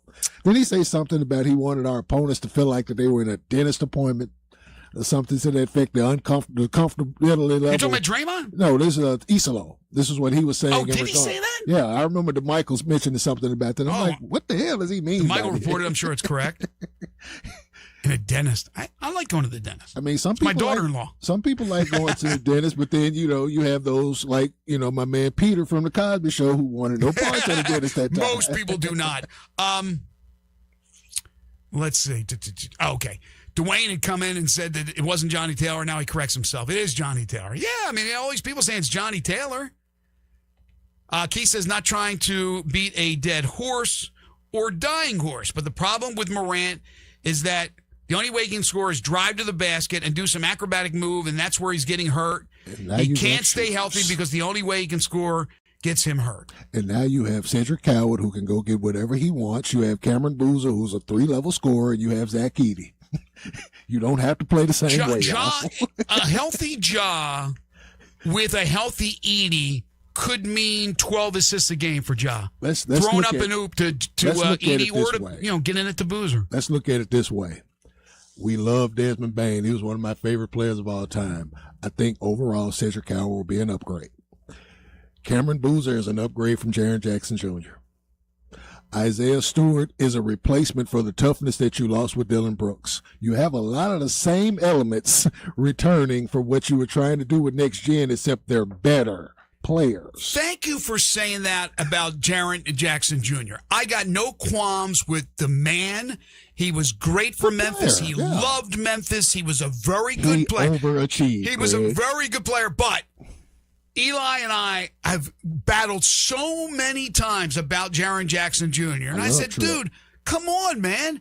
Jaren Jackson Jr. could not get a rebound if he was the only dude in a closet. I love Tripp, second-generation player. He got upgraded by another second-generation player. Yeah, I expect Boozer to be a stud. And he's going to get you 9-10 rebounds a game, even with 80 there. Like I said, Tripp overachieves. He did some things, from a accolade standpoint that we didn't see coming. We didn't see him being Defensive Player of the Year, 2-time All-Star. Sure. I mean, he was a very good, like I said, very good player. Yeah, possibly being an All-Star, but to go to the level that Tripp went, he overachieved. Not worth that money, man. Sorry. I'm not going to go there with you, but I understand what you're saying. Too much money for those guys for that next gen that just never worked out. I got some more text to get to. I'll get to that in a second. I wanted to give you a couple of things that happened over the weekend that I didn't mention in the first couple of hours. First of all, Hunter Goodman. My gosh. All-Star last year, should be an All-Star this year, the pride of Arlington High School and the University of Memphis. Let's give a shout-out to Hunter Goodman. On Saturday against Minnesota, hit 3 home runs, knocked in 5, his first 3-homer game in the Bigs. On Friday, he had hit a home run. So there was a span there where he stepped to the plate 5 times and hit 4 home runs. He now has 25 home runs. He's tied for second. The only player in the big leagues that has more home runs than Hunter Goodman is Kyle Schwarber, who now has 30 after hitting one yesterday for the Phillies. So shout out to Hunter Goodman. And by the way, people say, oh, he plays in Colorado. It's Colorado. The balls fly. Jumping off, yeah. 18 of his 25 home runs on the road. 18 of 25 on the road. So shout out to Arlington High School for the products that they've been pumping out here as of late. You kidding me? I can't wait to see the running back. Oh yeah, with Kansas City. That system, absolutely. With Kansas City. Oh my God, yeah, Arlington High School on the map, baby, firmly on the map. Okay, Wimbledon is underway. Serena plays tomorrow early in her return to singles, coming out of retirement. Right now, Jannik Sinner, the number 1 seed, lost the first set, won the second, and is losing the third set to some dude I'm not going to try to pronounce his name. Sinner went out early in the French Open, and there's no Carlos Alcaraz because he's hurt. This would be a disaster for Wimbledon if he goes down with an injury. I picked them to win it. It will be on my bet. This is cool. Ella Langley, who's some hot country singer. Do you know who she is? No. She's really pretty, but I don't know. I don't listen to country music. Ella Langley. I mean, there's a couple songs I like, but don't get me wrong. I'm not like Eli. He loves country music. And my son. I'm not into the country music. Ella Langley is, I guess, the hot new artist. I'm pretty sure she's country. Very attractive. She's set to perform in Oxford the night before the Ole Miss LSU game, which is going to be absolutely bonkers. So now you just add more to the bonkerism, if you will.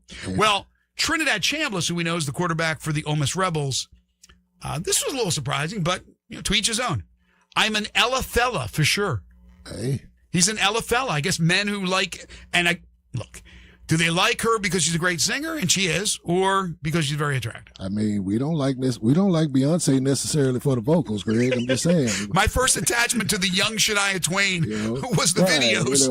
It like, wasn't what she was singing. Like, name some Rihanna lyrics. I can't. I don't want to.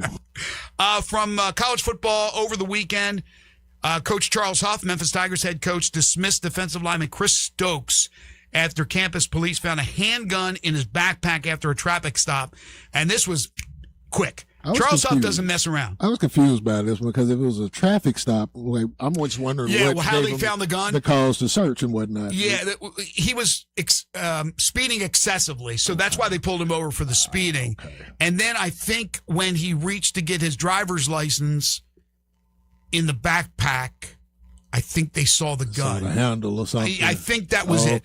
But my point is this. Charles Huff, Stokes was with Charles Huff at Marshall and at Southern Miss. But you can't follow the rules, son. Right. And here's the thing, though. He doesn't have a lot of stats, so he either was a backup that didn't play much or he was hurt, but he was one of Charles' guys that he brought along, and it's unfortunate for him that he is gone. But I do like coaches. I mean, I'm sure they investigated whatever a little bit. They found it, and then it's just no nonsense. He's a no-nonsense coach. And he strikes me as one who will still love the kid, will still hug the kid, probably keep in touch with him when he can, but he just couldn't keep him around. He just strikes me as that kind of leader. Let's see. From the 901, I'm fine with trading Ja, but we get rid of a player every year, and people say it's a good move while the team gets worse. That's interesting. True. Yes, that's interesting because they have dumped a lot of players. Now, Okay. The next gen thing, they gave it for a little bit. Right? We talked about it when they had still Adams and Brooks and the young guys, and they made the run in the playoffs. It looked like that window would be open for a while. But as I always say, man, you better jump on it now because it doesn't always stay open. No. And so then it started to fall apart. We had the off the court stuff that Ja got things rolling, unfortunately. Then we had the injuries. Right. They got rid of Adams. They got rid of Brooks. They got rid of Dez. They got rid of Jackson. So it does seem like it because it's truthful that they get rid of one of these guys every year. But he is trying to get the most for these guys in return to make the turn from a next-gen team that didn't work back to a combination Isolo / grit and grind 2.0 team. And I can even go back even a little further. Sometimes, and it's not to blame Zach Kleiman. This is just kind of the fall of just small market franchises, really more than just small market. But when you have guys in your best season, like a Kyle Anderson, a Tyus Jones, the Anthony Melton, and you don't or you try to replenish them, and the value of what you get from them on the court is not matching what you have with those guys, it takes a hit for a small market franchise because you can't afford to miss in those replenishments, and so it starts to really go downhill even before we declared really gone downhill. You hit it right there on the head. You can't afford to miss. If you're L.A., you can miss. You can miss. You got a little because you step right back up to the plate, right? And you're going to get a fat one. You're going to hit one out once in a while. This is the beauty of Oklahoma City is that they put themselves in a position where they're not going to miss. Just by how they have accumulated and stockpiled the draft picks, and they made good on them, and they let them produce, get their value up, move them on, rinse, repeat. And why don't they miss? Because of a guy by the name of Presti. He makes the right calls. All the time. Yeah. I mean, one of the winners of the draft, although the Grizzlies, again, are getting A+ from everybody, but one of the winners, the Thunder. You thought, what? The one time I think he missed was when he gave James Harden like a 2-hour deadline and he traded him before the 2-hour deadline was up to Houston. And they took a few years to kind of get back around for that because they brought Reggie Jackson in as a replacement, didn't work out. Then KD left.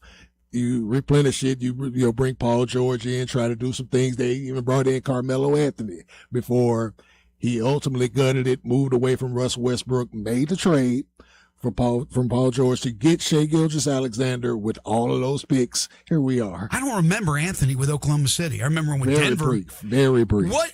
So, one season with so them. in the dominoes falling, Harden was the first? Harden was the first. Then Westbrook, then Durant? Well, because remember, they went like 5 for 5 on draft picks.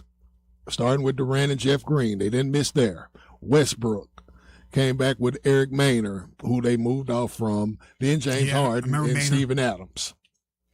But again. And as well as Serge Ibaka. But who was the guy who evaluated and brought in that talent? Uncle Sam Presti. Dude, Presti is a magician, yo. Presto changeo. Yeah, but we go back to what we were saying. He's a disciple from the Greg Popovich tree, which continues to just grow and grow. Why wouldn't more teams take a little piece of that tree? Right. That's what the guy in Utah. He's from that tree as well.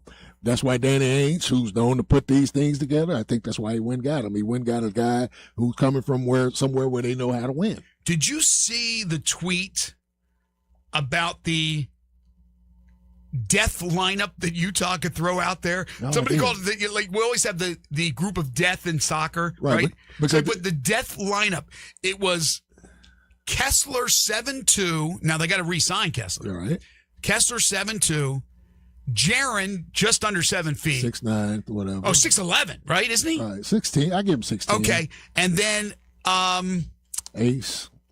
The guards were Peterson and Ace. Ooh. And they're both big. And they don't have Keontae George in that? They didn't have Keontae George. This is just the death lineup, meaning like you can go to the big lineup. This is one of those that you throw the lineup that's against anybody. And then Markkanen. Ooh. Who's probably won't be there, but yeah, that's. But I mean, he's like what? He's near 7 foot, right? 6'11". Yeah, so 6'11", 7'2", 6'11", 6'10", and the two big guards. It reminded me of that Lakers lineup that they had in the bubble where they could go with Kuzma, LeBron, AD, and Dwight Howard. Oh, my God. And with Rondo at the point. But that Utah team they're going to be good. Could be really dangerous in the coming years. And I'm starting to just think, like, who? We know the Grizzlies have a lot of answers, a lot of questions still that they have to answer.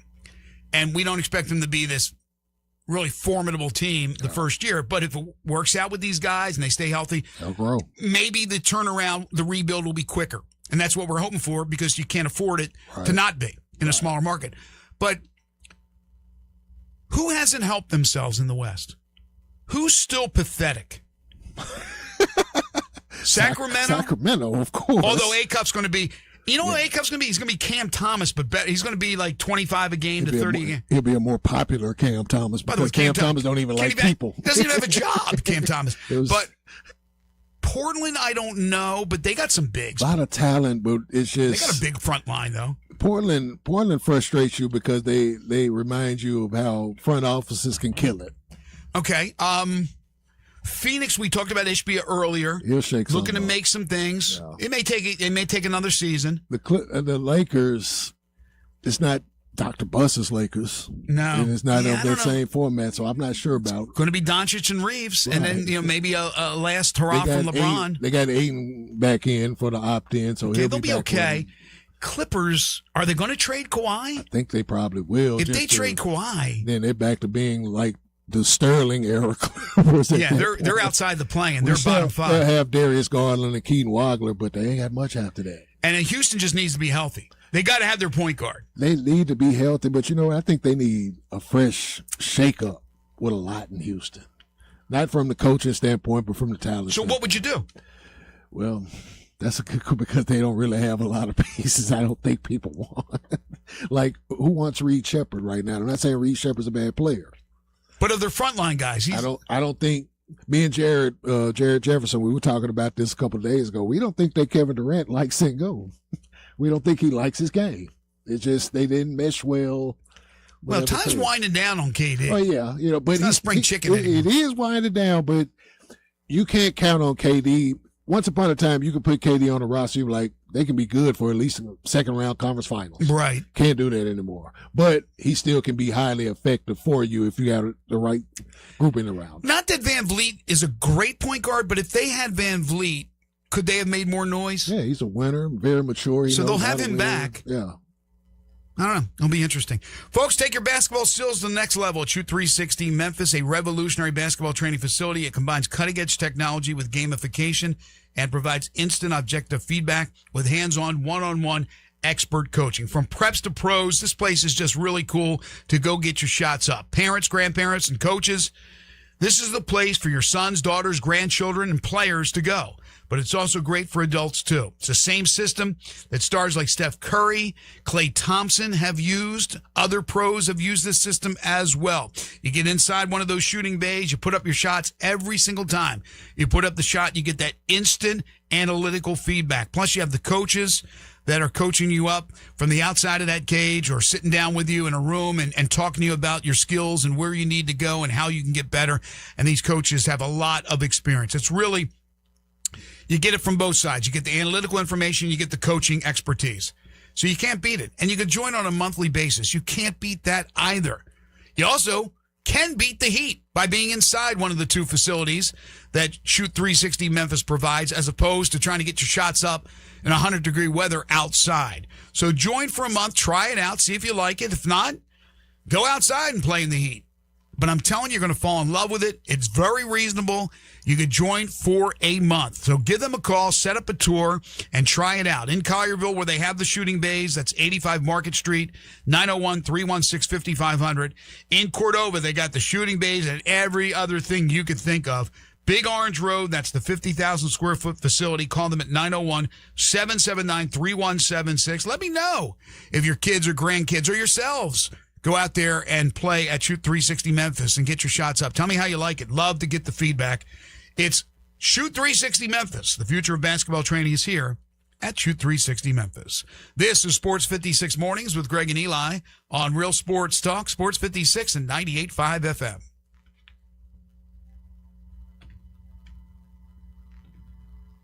Sports 56 and 98.5 FM. Available locally on your radio dial as well as around the world online at sports56whbq.com. Take us with you everywhere by downloading the Sports 56 app. And at home, just say, Alexa, play Sports 56.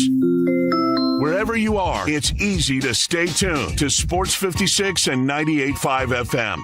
Unlock your new go-to spot, Codes Dispensary in Steele, Missouri, just over an hour from Memphis. When you're ready for a legal, reliable option, they're right up the road. Explore the full menu of top-shelf products in-store and online. Short on time? Order ahead and cruise through the drive-thru for a quick pickup. Stack rewards while you stock up with Club Codes. Earn points for every dollar spent. Codes Dispensary, now open in Steele, Missouri. Supreme cannabis that's worth the drive. Learn more at codesdispensary.com. That's codesdispensary.com. Hey, Mid-South, I've got him on the line. The main man, Jason Marshall at Gossett Hyundai on the Pike. Hey, Jason, what's going on? Check this out, Randy. 2026 Hyundai Elantra SE, only $198.48 a month. 2026 Hyundai Tucson SE, $269.59 a month. Plus the 2026 Hyundai Palisade SEL, only $331.82 a month. Plus owner's assurance with America's best 10-year, 100,000-mile powertrain limited warranty. And don't forget, Elantra Hybrid, 550 to 594 miles per gallon on a single fill-up. Tucson Hybrid Blue, 521-mile total range. And Palisade SEL boasts total driving range of 619 miles. To come see me, the main man Marshall, where we're charging forward and charging less at Gossett Hyundai, 1956 Covenant Pike, or visit online at HyundaiGossett.com 24/7. Elantra TU 196.041, MSRP 24,110. Palisade SEL, stock number TU 106,409, MSRP 44,820. Tucson TH 744,261, MSRP 31,350. Includes all rebates and incentives. PF 895 excludes tax title and license. See dealer for complete details. Offer valid through end of the month with approved credit dealer stock only.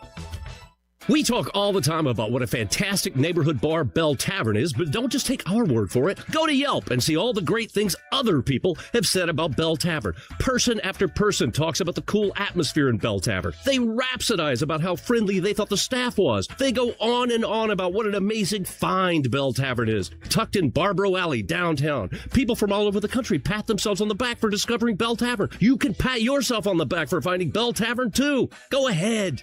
Feel smug.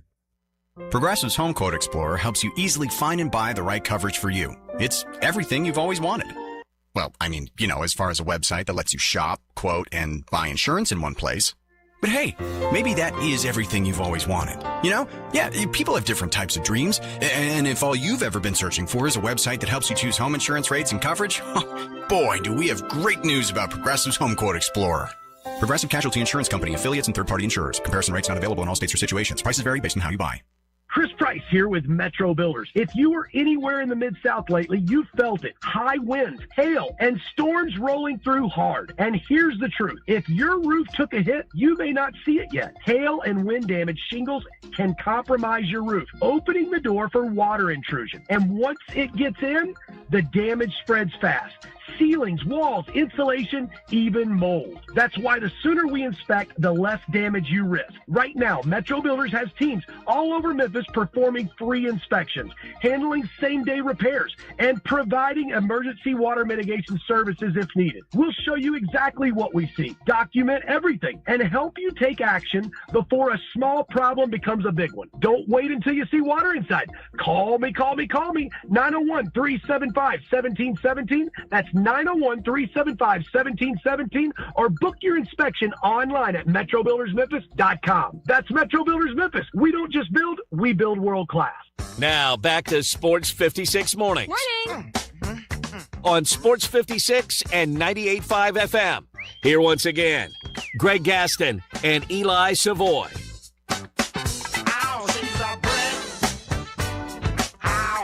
Welcome back, everyone. 9:52 is the time. Hanging out with Jay Ham. Eli off today. He will return on Wednesday. We've talked about a lot of different topics here on the program. If you missed any of it, including our interview with Eric Hasseltine, you can always check out the podcast of the program or any of our programs at Sports 56. Just go to our website, sports56whbq.com. We break down each show hourly, and you can listen at your leisure. So I mentioned that I would give you a thought on the future of the PGA Tour. We know the FedEx St. Championship will be coming up in August. We do know that'll be the same in 2027, where it will be the first playoff event. My prediction for 2028, although we don't have all the answers. We have some of the answers, but as far as Memphis is concerned and FedEx's future with the tournament, we don't have any of those answers just yet. But my guess is this, that FedEx will peel back from being the title sponsor of the tour. Now, they are in negotiations, so it still could happen. But even if they peel back, I think all the years of the support that they've had for the tour, that the tour will take care of the Memphis stop. The Memphis stop will be, I believe, will be part of the championship series. That'll be the upper tier. And then, of course, we have now the Challenger Series that will start in 2028. I believe it will be a championship series event, and I think that event will be moved to June. That is my prediction. It won't be a part of the playoffs. Of course, the playoffs are now going to be different with the match play starting in 2028, and they want to go to bigger cities and probably want to go to cities that are more conducive for golf in August than maybe Memphis. And I think Memphis will be in a nice position. It won't drop back much as far as it won't be a playoff series, but we'll have a full field of star-studded players, and I think it'll be in June. That's my prediction for what will happen. We'll find out as soon as we know more about FedEx and FedEx's future, but I think this is either way. I think with FedEx staying on or FedEx leaving, that they will still take care of Memphis. It will still be a championship series event, and I think it will still be a great field for this tournament, which next year will celebrate its 70th year. Again, if you are looking at the headlines today, Scotty Scheffler loses to Viktor Hovland in a playoff at the Travelers. They wrapped up yesterday with Scheffler making a big par putt to force the playoff. But in the playoff, he missed a short putt to keep it going on the first hole of the sudden death playoff. Scheffler, again, second. He's had 4 seconds since his last win and a number of other high finishes. And Viktor Hovland, congratulations to him.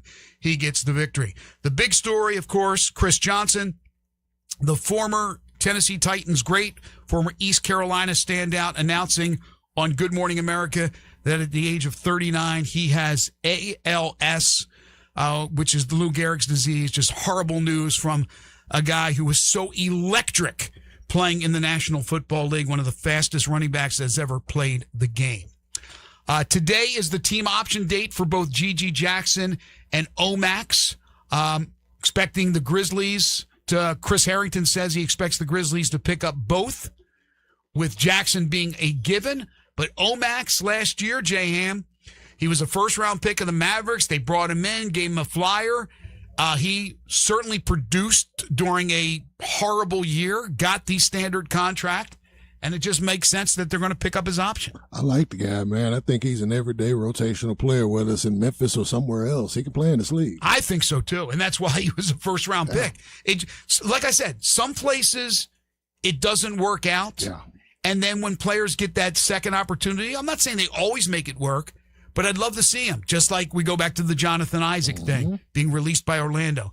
Hopefully he gets a second chance, and wherever he does, maybe he'll make the most of it. Again, if you missed the big trade over the weekend, the Hornets trading Miles Bridges, a 2029 first round and 2027 second round pick to the Suns for Grayson Allen, Royce O'Neal, and a 2033 first round pick. And for those into numerology, this is a nice gesture from Kyle Filipowski, who, by the way, is another big that the Utah Jazz have.